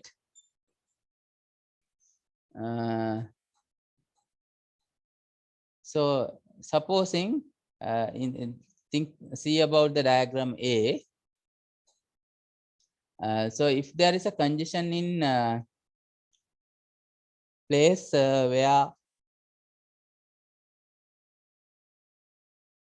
depicted by diagram A, and we want to send traffic from A to B, then virtual circuits, when they are negotiating the route, the circuit negotiation may avoid going through the congested routes like this, as derived in the diagram B, right? So this is one technique, I mean, arranged by the virtual circuit network like telephone networks, where certain exchanges will be busy. Then when you are setting up circuits to the other, I mean, telephones, what will happen is the routing happen in such a way that the circuit setup will be happening in non-congested routes, but non-congested routes must be maybe longer, right?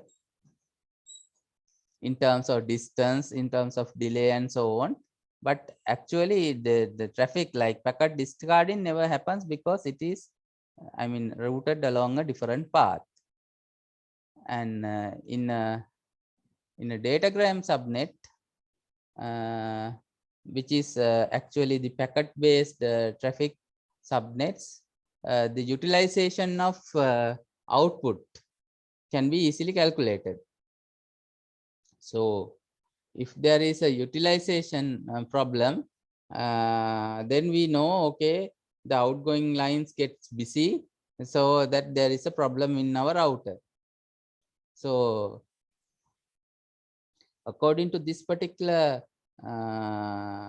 formula, you can always find out, okay, what happened to the previous packets and kept on its memory for some time, whether the packet is discarded, whether the packet is delivered quickly, and so on. So we calculate a factor based on each line to find out how the line behaves, the outgoing line, I mean.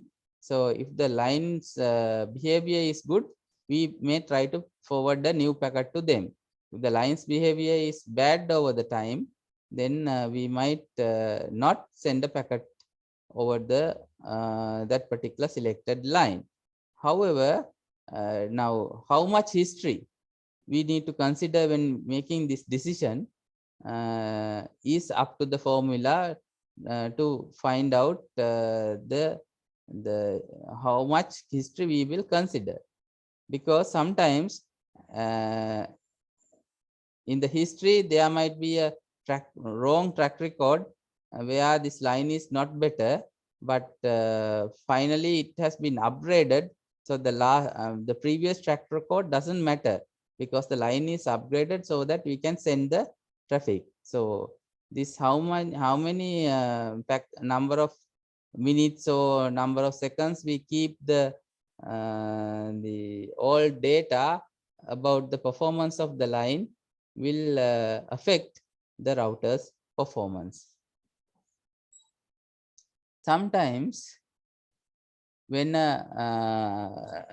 these output lines are getting congested, and you know the utilization goes over a warning line, then of course router may decide to stop sending the packets in the output line which is giving you a warning, or sometimes the packet might get discarded, or a special warning packet may be sent to the sender. Okay, there is a problem here sending these packets along this particular line. So that actually we will learn in the next slide. So in a previous architectures where this particular warning happened, what will happen is when there is a congestion, the router will go on to a state called warning state, and it will send tag the packets which goes along the line saying that there is a warning bit set. That means there is a congestion, right? When the packet goes to its destination, the receiver, what will happen is it will copy the warning bit to his acknowledgement packet and send it back to the sender, right? So when the acknowledgement goes back to the sender will know, okay, there is a problem in this line because there is a warning bit set. So then sender might take a decision either to slow down or stop altogether before you receive a packet without warning, saying that, okay, now situation has improved. Okay, so this kind of a technique is called warning bit based congestion control because what router does is router attach a warning bit to a packet and send it to the receiver. Receiver sends an acknowledgement with the warning to the sender to slow down. So that is the technique to be used. But sometimes this can be a problem because this congestion is so much that none of the packets intended to destination may not go, and they get dropped out in the middle. Then the sender, there is no way for sender to find out. There's a congestion in between because there is no acknowledgement or warning comes back. So that can be a problem. Sometimes that is why the warning bit, setting the warning bit is sometimes bit of a problematic, because the packets has to go to the receiver, then receiver has to inform the sender. But in the chalk packet scenario, chalk is like the meaning of the English word chalk is what? C-H-O-K-E, chalk. What is the meaning of the English word chalk? You can tell me over the chat, or tell me over, I mean unmuting your mic. What is the meaning of chalk? C-H-O-K-E, the English word.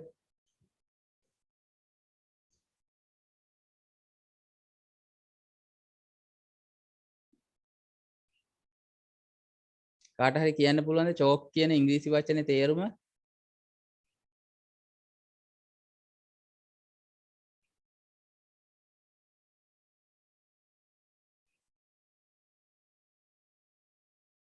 කවුරුත් දන්නේ නැද්ද ළමයි? Okay, he says some resistance. Yes, I mean chalk is actually the meaning of chalk is like squeezing. So actually choking is squeezing the neck, like so. To reduce the flow intake, so what you call, you squeeze to reduce the flow. So choke packet in a sense that saying that when there's a traffic detected at a particular router, what it does is it generates a special packet and tell the sender to slow down. Instead of asking the receiver to do it, the router itself send a chalk packet to the sender saying that slow down, right? And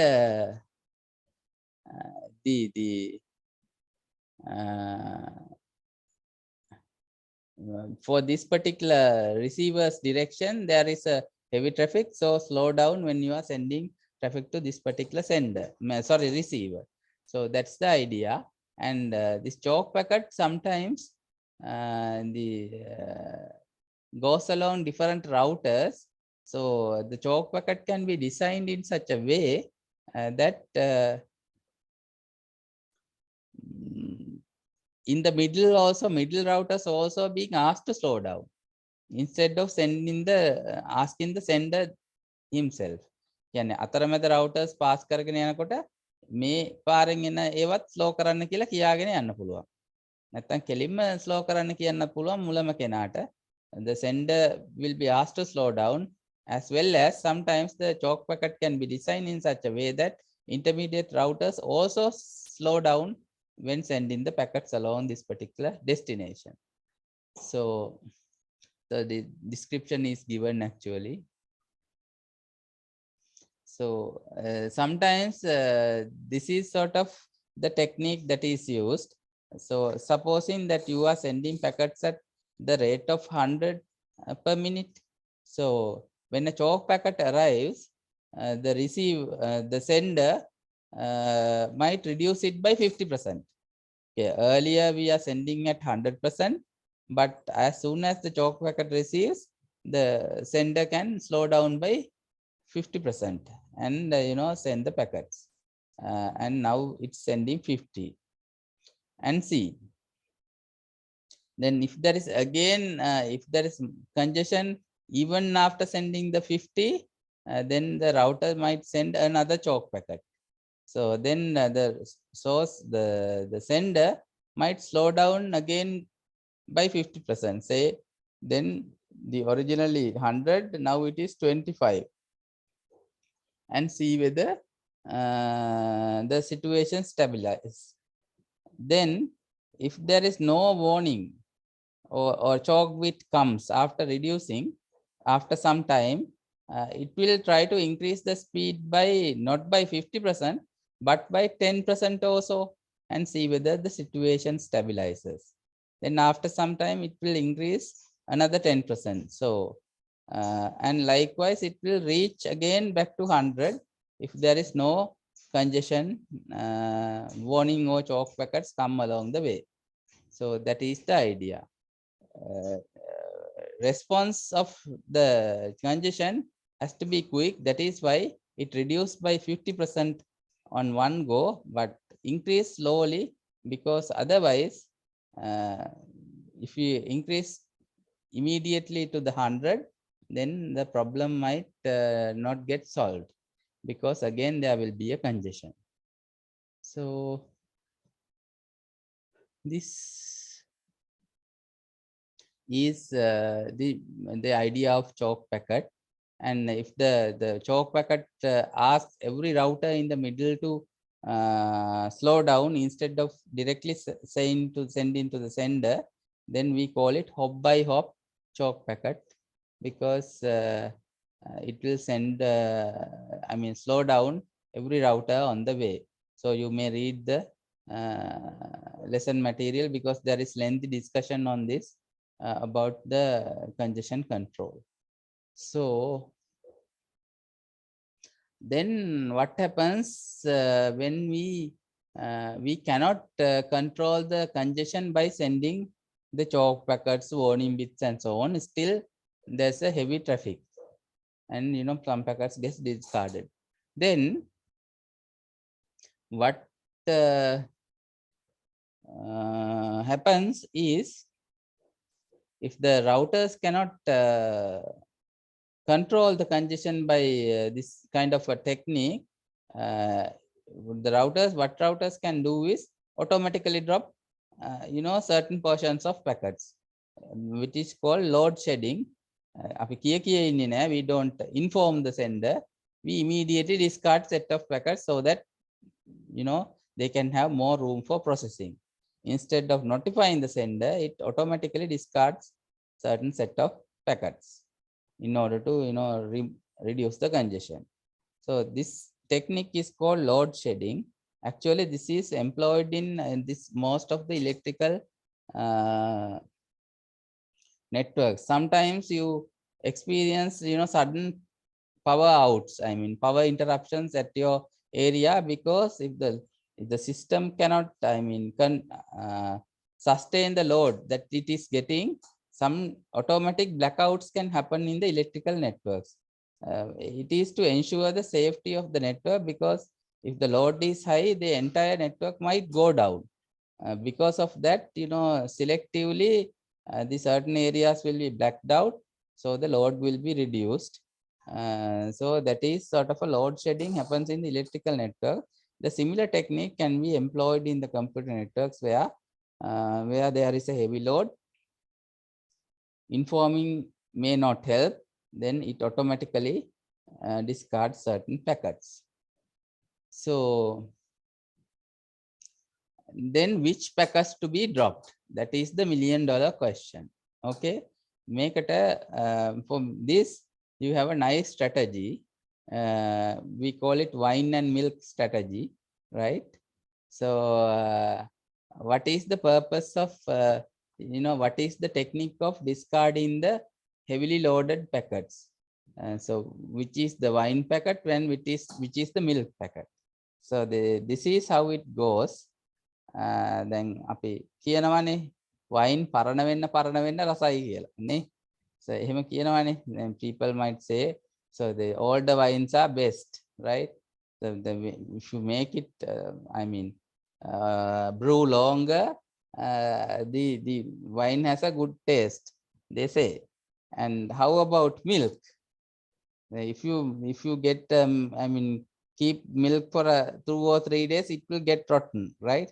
So the new milk is better, the old wine is better. So the strategy is whether to keep new packets or whether to keep old packets. That is what we called wine and milk strategy, right? If the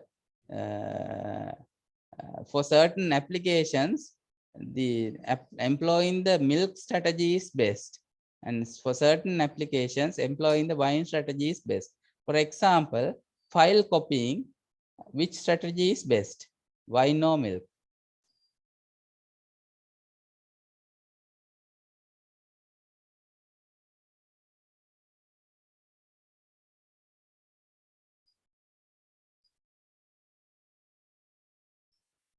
කියන්න මොන strategy එකද හොඳ, වයින් strategy එකද milk strategy එකද file කොපිං වල? Okay, some person says milk. Now for file copying, actually milk strategy is discarding the new packets, right? So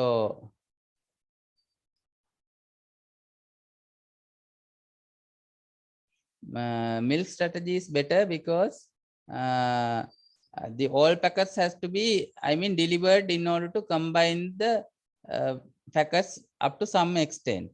So if the new packets are dropped, actually it can be retransmitted. But if the all packets are dropped, if the all packets are dropped, actually then we will have to retransmit the all packets again along with the new packet. So that's the problem. So give me a second to answer this call.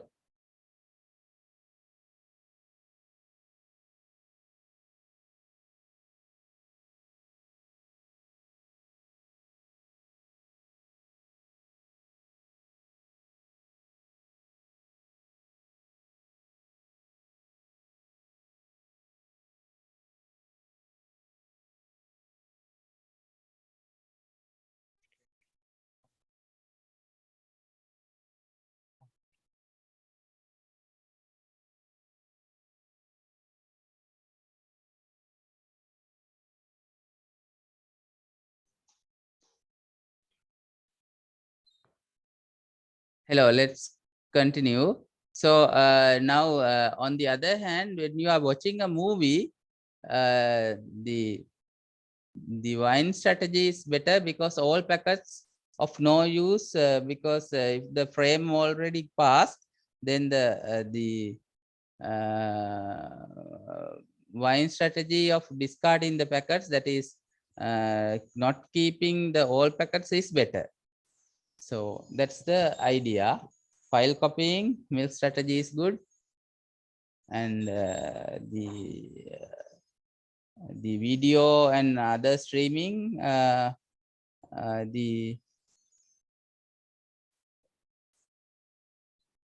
wine strategy is best. Sir, Yes. for file transfer, Uh-huh. in that slide, in your slide says all packet is worth more than a new €1. Yes, yes. That means wine strategy, right? File transfer, wait. Yeah, wine is better. Yes. Then what did you tell? Not file Yes, transfer, the other one? yes. File transfer. And the other one is the video traffic. Yes. Then video traffic, Milk is better. Yes. Right. Yes. So the random early detection is something like this. Now, instead of employing the milk or the wine strategy, sometimes if there is a congestion, it will try to block. Drop a random packet. Okay. So when there is a random packet is dropped, then the host will know, okay, there is some kind of a problem on the line, so we better be careful. We might either be slow down and see how this fares. Now this TCP protocol that I have taught you in the OSI model employs in the transport layer. It will try to detect these drop packets and automatically slow down the transmission rate. Sometimes if you start try to download the file or copy a file to some other place, sometimes maybe due to congestion the initial speed might get slowed down, see, and sometimes it might pick up later. So that means in the middle routers, if they're based on the traffic, the TCP protocol will decide to slow down and increase the rate. Sometimes the technique is used as 50%, 25%, 50-25 technique, which is if there is a packet drop detected, we reduce the speed by 50%. And after some time, we increase by only 25%. Okay. So cut down to half, but increase by quarter.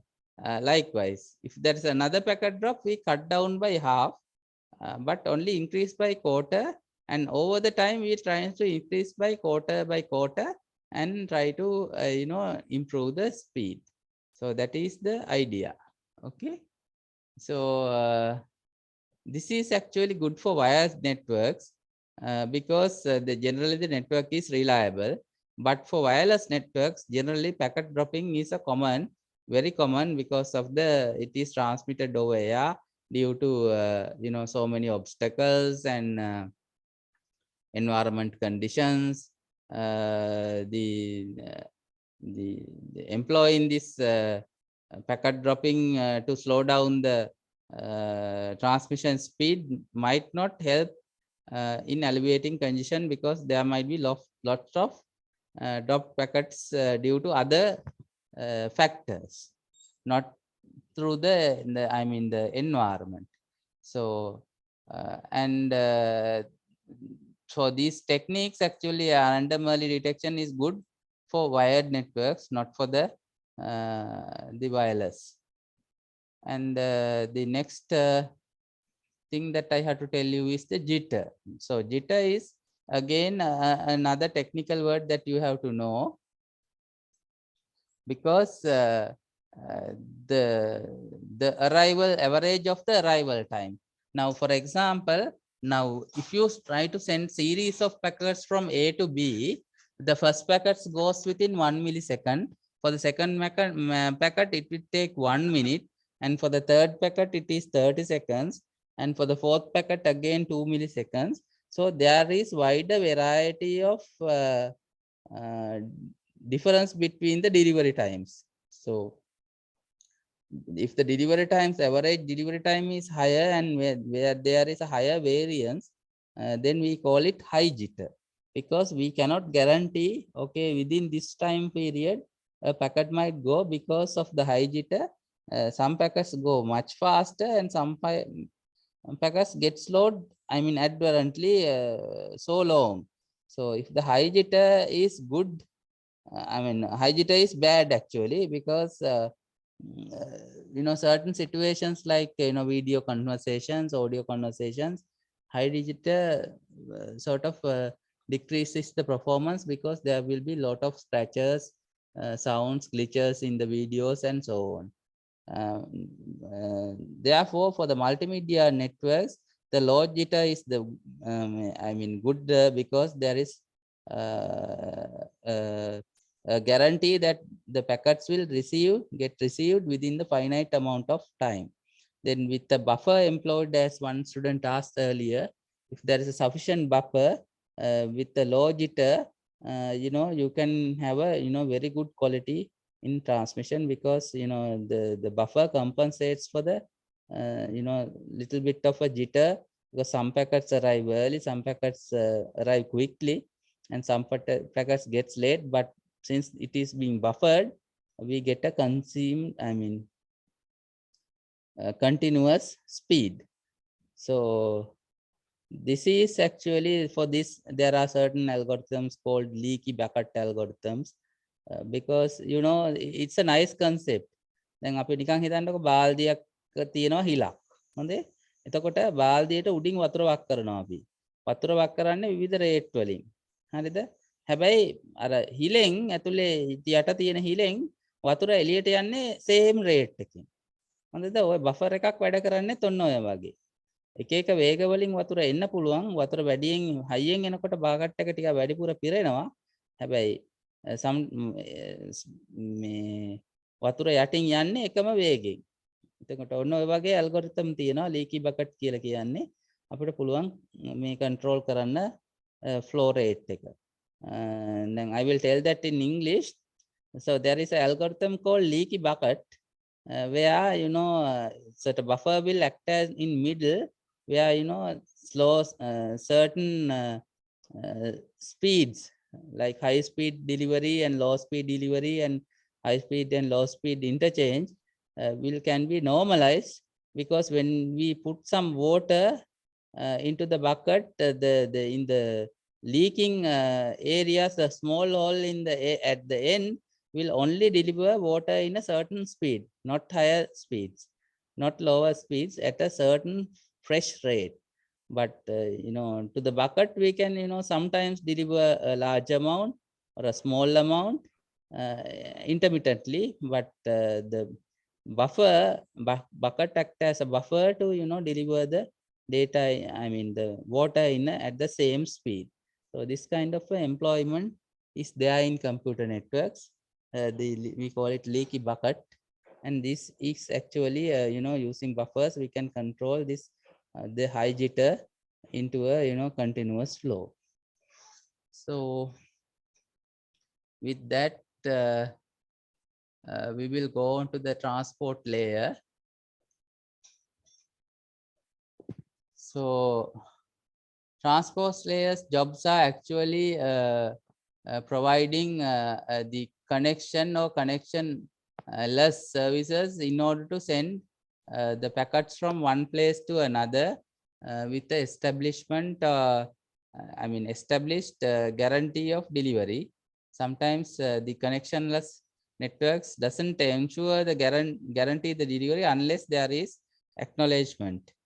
So some connectionless networks doesn't require acknowledgements like videos streaming, where whatever the parties who receive the video can watch, and the sender doesn't need any acknowledgements, because sender just sends it. So the receiver side might receive it or may not receive it. It doesn't matter to the sender as long as sender streams out the data, and the quality of the network matters, because if there is no good deliveries of packets, then the quality of the video or audio will be degraded. So the transport layer's job is actually to find out based on the policy whether it is a connection oriented or connectionless, to ensure that packets are delivered into from sender to the receiver. So especially the sending connection oriented mechanism, whether there are how to establish a connection between two hosts, there is a technique. Okay, so actually this when we want to send a connection request based on the network's reliability, sometimes connection request packet get lost, so that the A will send a connection request to B and wait, but that is lost in the middle, so B doesn't know anything whether A has initiated the connection, right? And then sometimes after that, the A might send that connection request again. So likewise, there has to be a technique of how to, I mean, make a connection established in order to have a connection oriented data transfer mechanism. So this is transaction example is given in the course material. You may read that. So I will explain you how to use the TCP protocols connection establishment using a three-way handshake of packets. So supposing there is one host, host 1 or host 2 are there.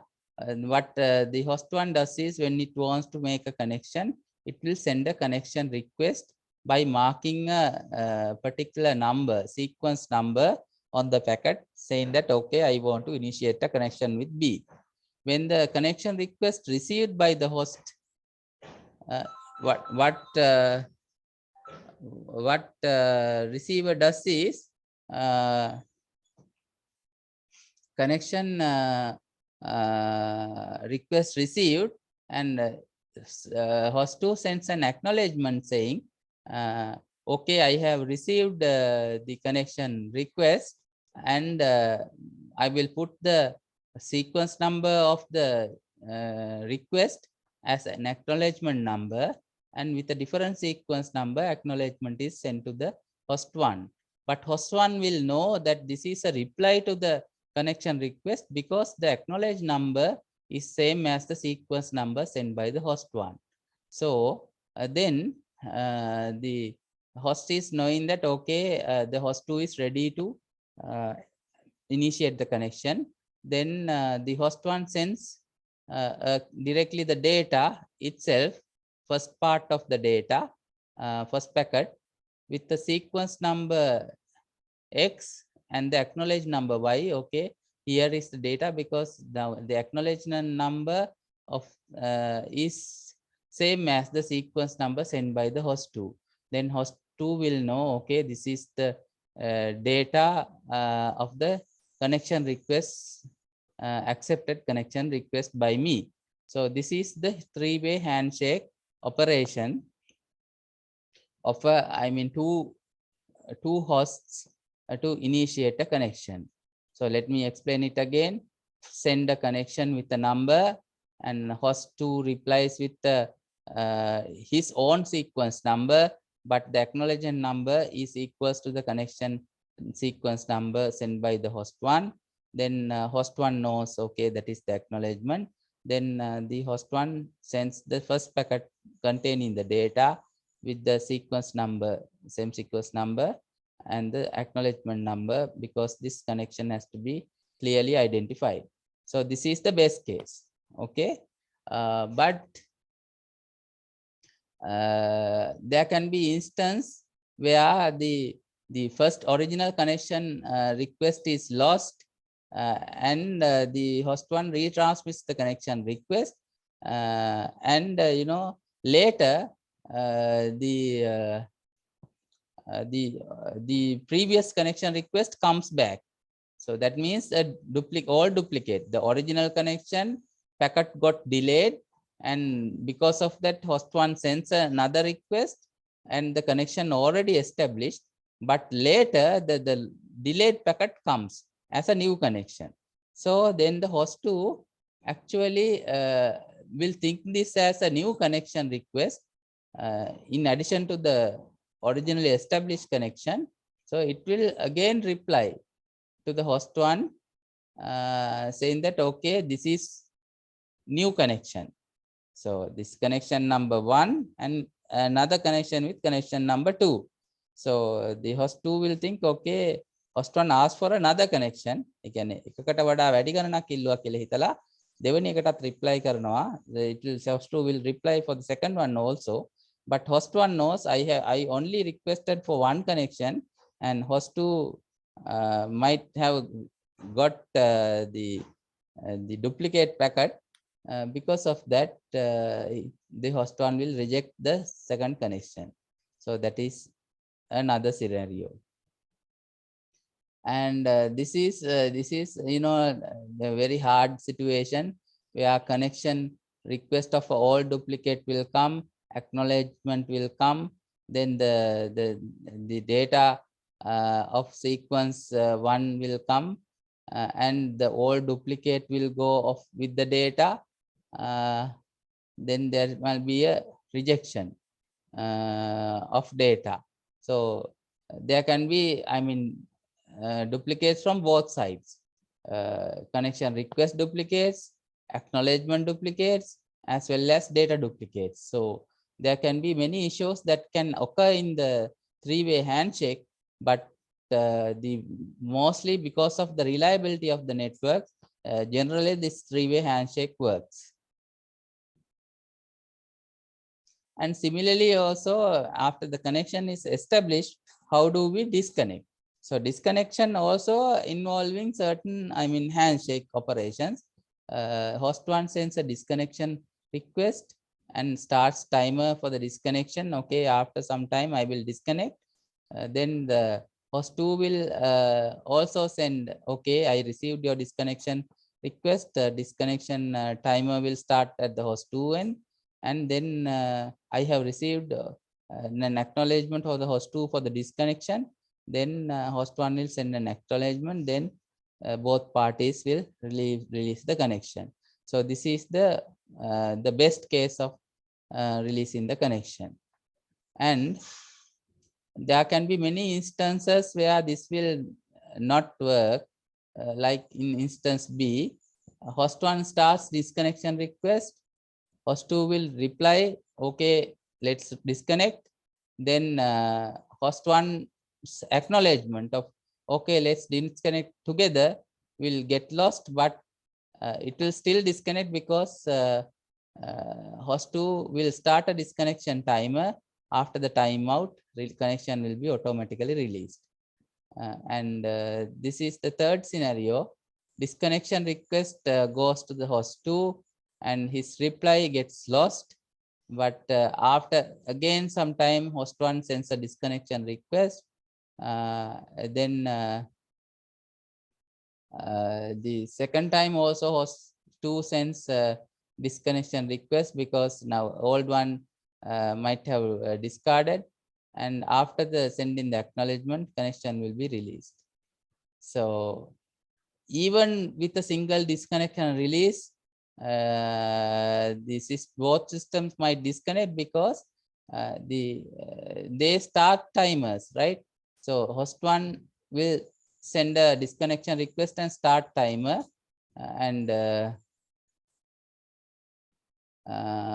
host 2 sends, okay, disconnection request and start timer. And you know, after n times, even without receiving any acknowledgements, they might time out and, you know, subsequently release the connection. Then one packet will be enough to disconnect a connection. So this is actually the connection establishment and connection tearing off procedure. Okay, give me a minute, please.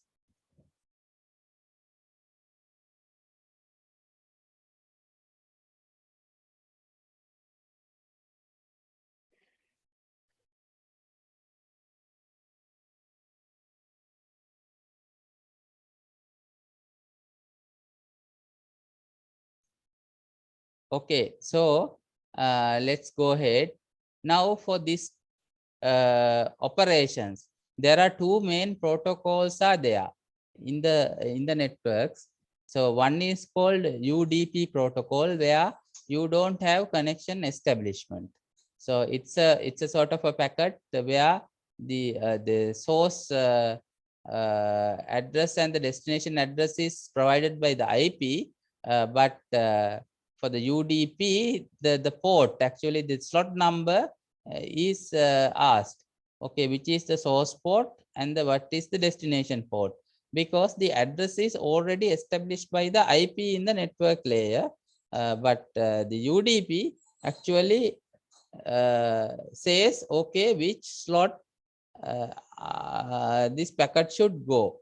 For example, Now in a office, you may have a sort of a pigeonhole where your letters would arrive, right? So each member might have a small box area where the PN might put your letter in. So likewise, the ports are like that. So certain services have certain ports to be acting on.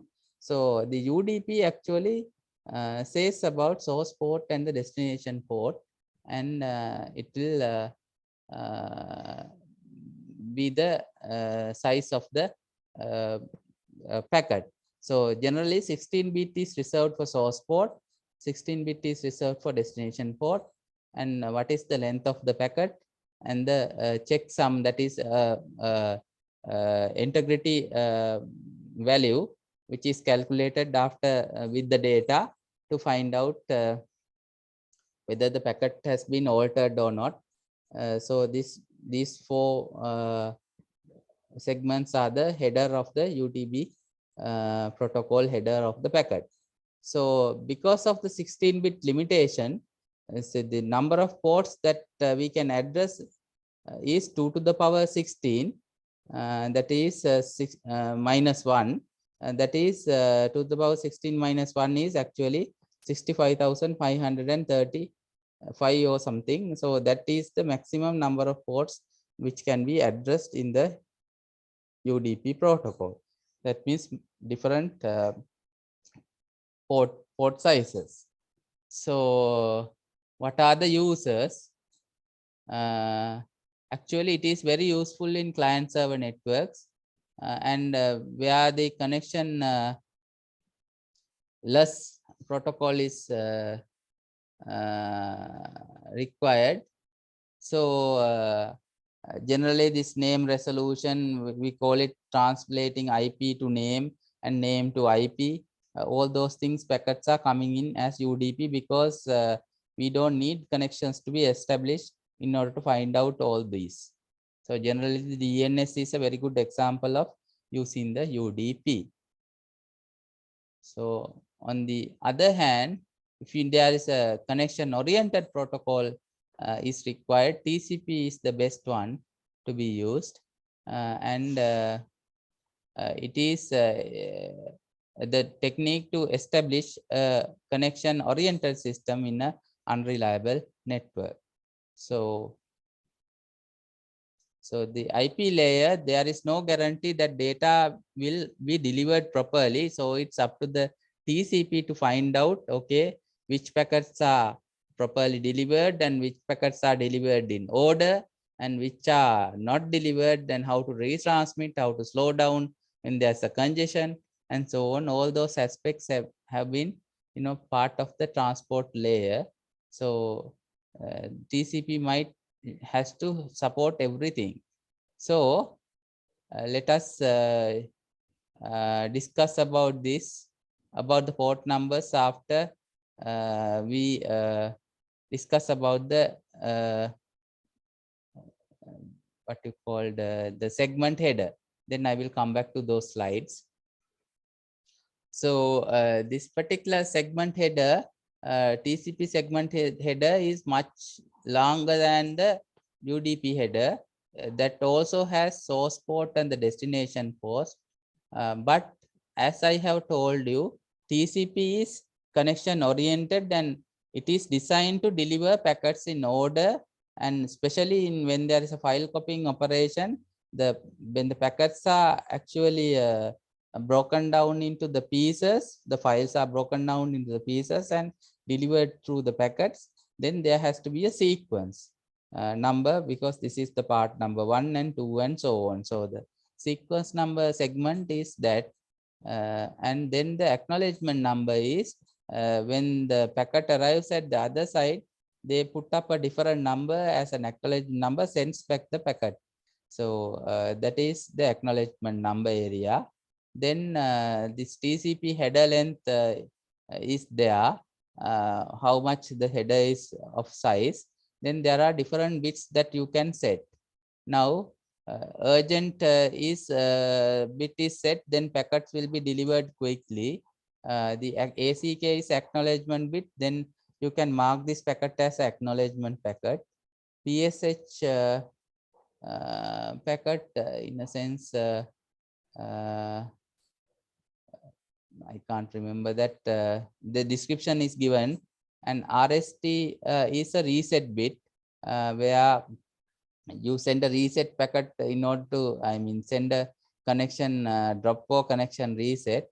And SYN packet is packet where we send as a connection establishment packet. If this bit is set, it will tell the receiver, okay, I am ready to establish the connection.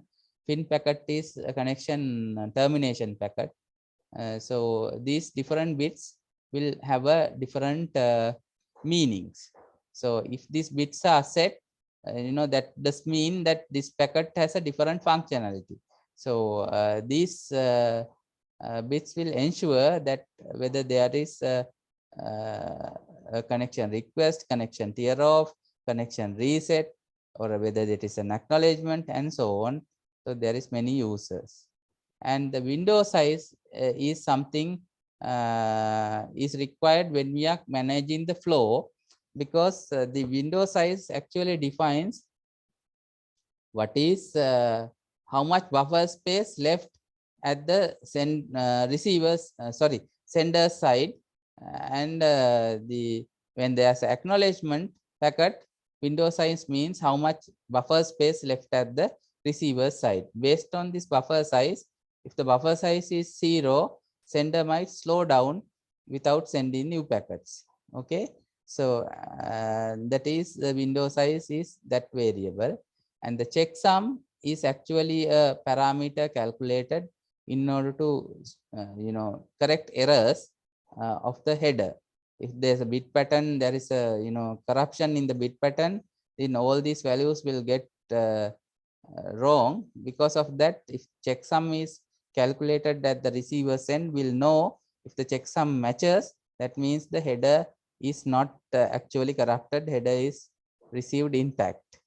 And the urgent pointer again says something about the transmission of the packet, whether that is urgent or not. So, and there can be other options as well. So this kind of headers is typically part of the TCP header, and as you can see, the 32 bits size is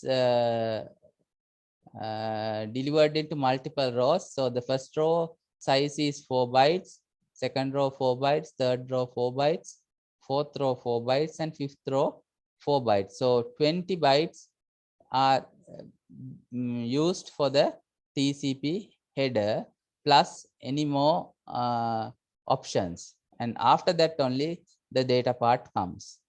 So with this, I will talk about these different port numbers. So there's a protocol called file transferring protocol where the port number 21 is used. This 21 is actually stated in this particular port number. If the sender sends on the port number 21, source port will be 21. If the destination port is 21, generally it is the other side. That protocol talks to the other side 21 port. So sender port and the destination port may be mentioned here. Generally, the destination port is important because every time if we produce a service, the destination port will be the service which we receive on the data. So because of that, most important destination port might be the actual port which is mentioned in these protocols. So I have given you a list. Other than the ones, this is very common. Telnet is for remote login, SMTP for email, and these are the other protocols: TFTP and HTTP. Port 80, and POP3 is port email access, which is when we get the fetch the mail from the mail server. And NNTP, actually Usernet News, this is not much used these days. So, and other protocols are remote desktop, which you know you are using in Windows, it is port number 3389 and DNS 53, Secure Shell port number 22, and MySQL port number 3306. You might have learned database, so MySQL server connects on port number 3306, and the SQL server port number 1433. So there are many ports which utilizes different services. You know, it is better for you to know if you are interested in, you know, employing these services. So with that idea in mind, we will go ahead for the connection establishment. So the original connection establishment is the three-way handshake, but there is a little difference here in the TCP connection establishment based on the number. So better be careful at the examination. If I ask you the normal three-way handshake, then you have to, you know, draw the previous diagram. If I ask you about the TCP connection establishment, you have to draw this diagram, right? There is very small difference in this based on this number, sequence numbers. So when host sends a connection request, it will set the SYN bit of the TCP packet and send a sequence number with X. When the host 2 receives it, it will send the acknowledgement number, which is one higher than the sequence number. Remember that, not the same sequence number. X plus 1 is the acknowledgement number. This is the difference. And it is also sending a SYN packet to say the sequence number is okay, I am ready to establish a connection. So the sequence number is Y for the host, but the acknowledgement number is X plus 1. And finally, the data is sent saying that, okay, this is the next packet, X plus 1. I am ready to send the data, and with this data, the acknowledgement is incremented by 1 and sending, okay, this is the data you want. So this is the three-way handshake of the TCP connection, right? So after that, you know, you can always send different connections, different acknowledgements as this to send the established multiple connections. So this is actually two-way. So SYN is sent, and the host 2 also asking for a connection establishment, and the host 1 also replies with the connection establishment. Likewise, you know, there can be multiple connections. So I have explained this, what is mentioned in this particular slide, and this is how the data actually transmitted. So the sender sends some data of 2 kilobytes with the sequence number, then receiver's buffer, if there's 4 kilobytes, which is originally empty. If the 2 kilobytes is received, there is 2K of buffer size is full, then the sender sends the acknowledgement with a number 2048 and the window size of 2048. So this is the acknowledgement actually comes with the remaining window size, right? Then the sender sends another packet with a 2K, then with the sequence number 2048. So because the originally 0, but second sequence number is 2048, and then the receiver's buffer is full. So it will acknowledge saying that, okay, I have received 4096 bytes, but the receiving window is 0. That means my buffer is full, right?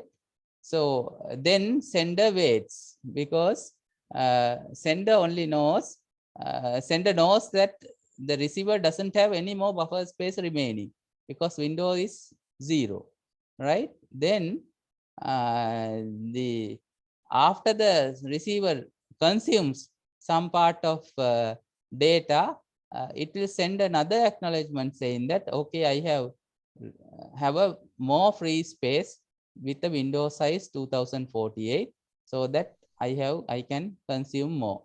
then the sender can send more data with different sequence size, so that the sender's receiver's buffer will be consumed. So in this manner, TCP actually controls the flow, because TCP with the window size variable, the sender is knowing that how much buffer space is remaining in the receiver side.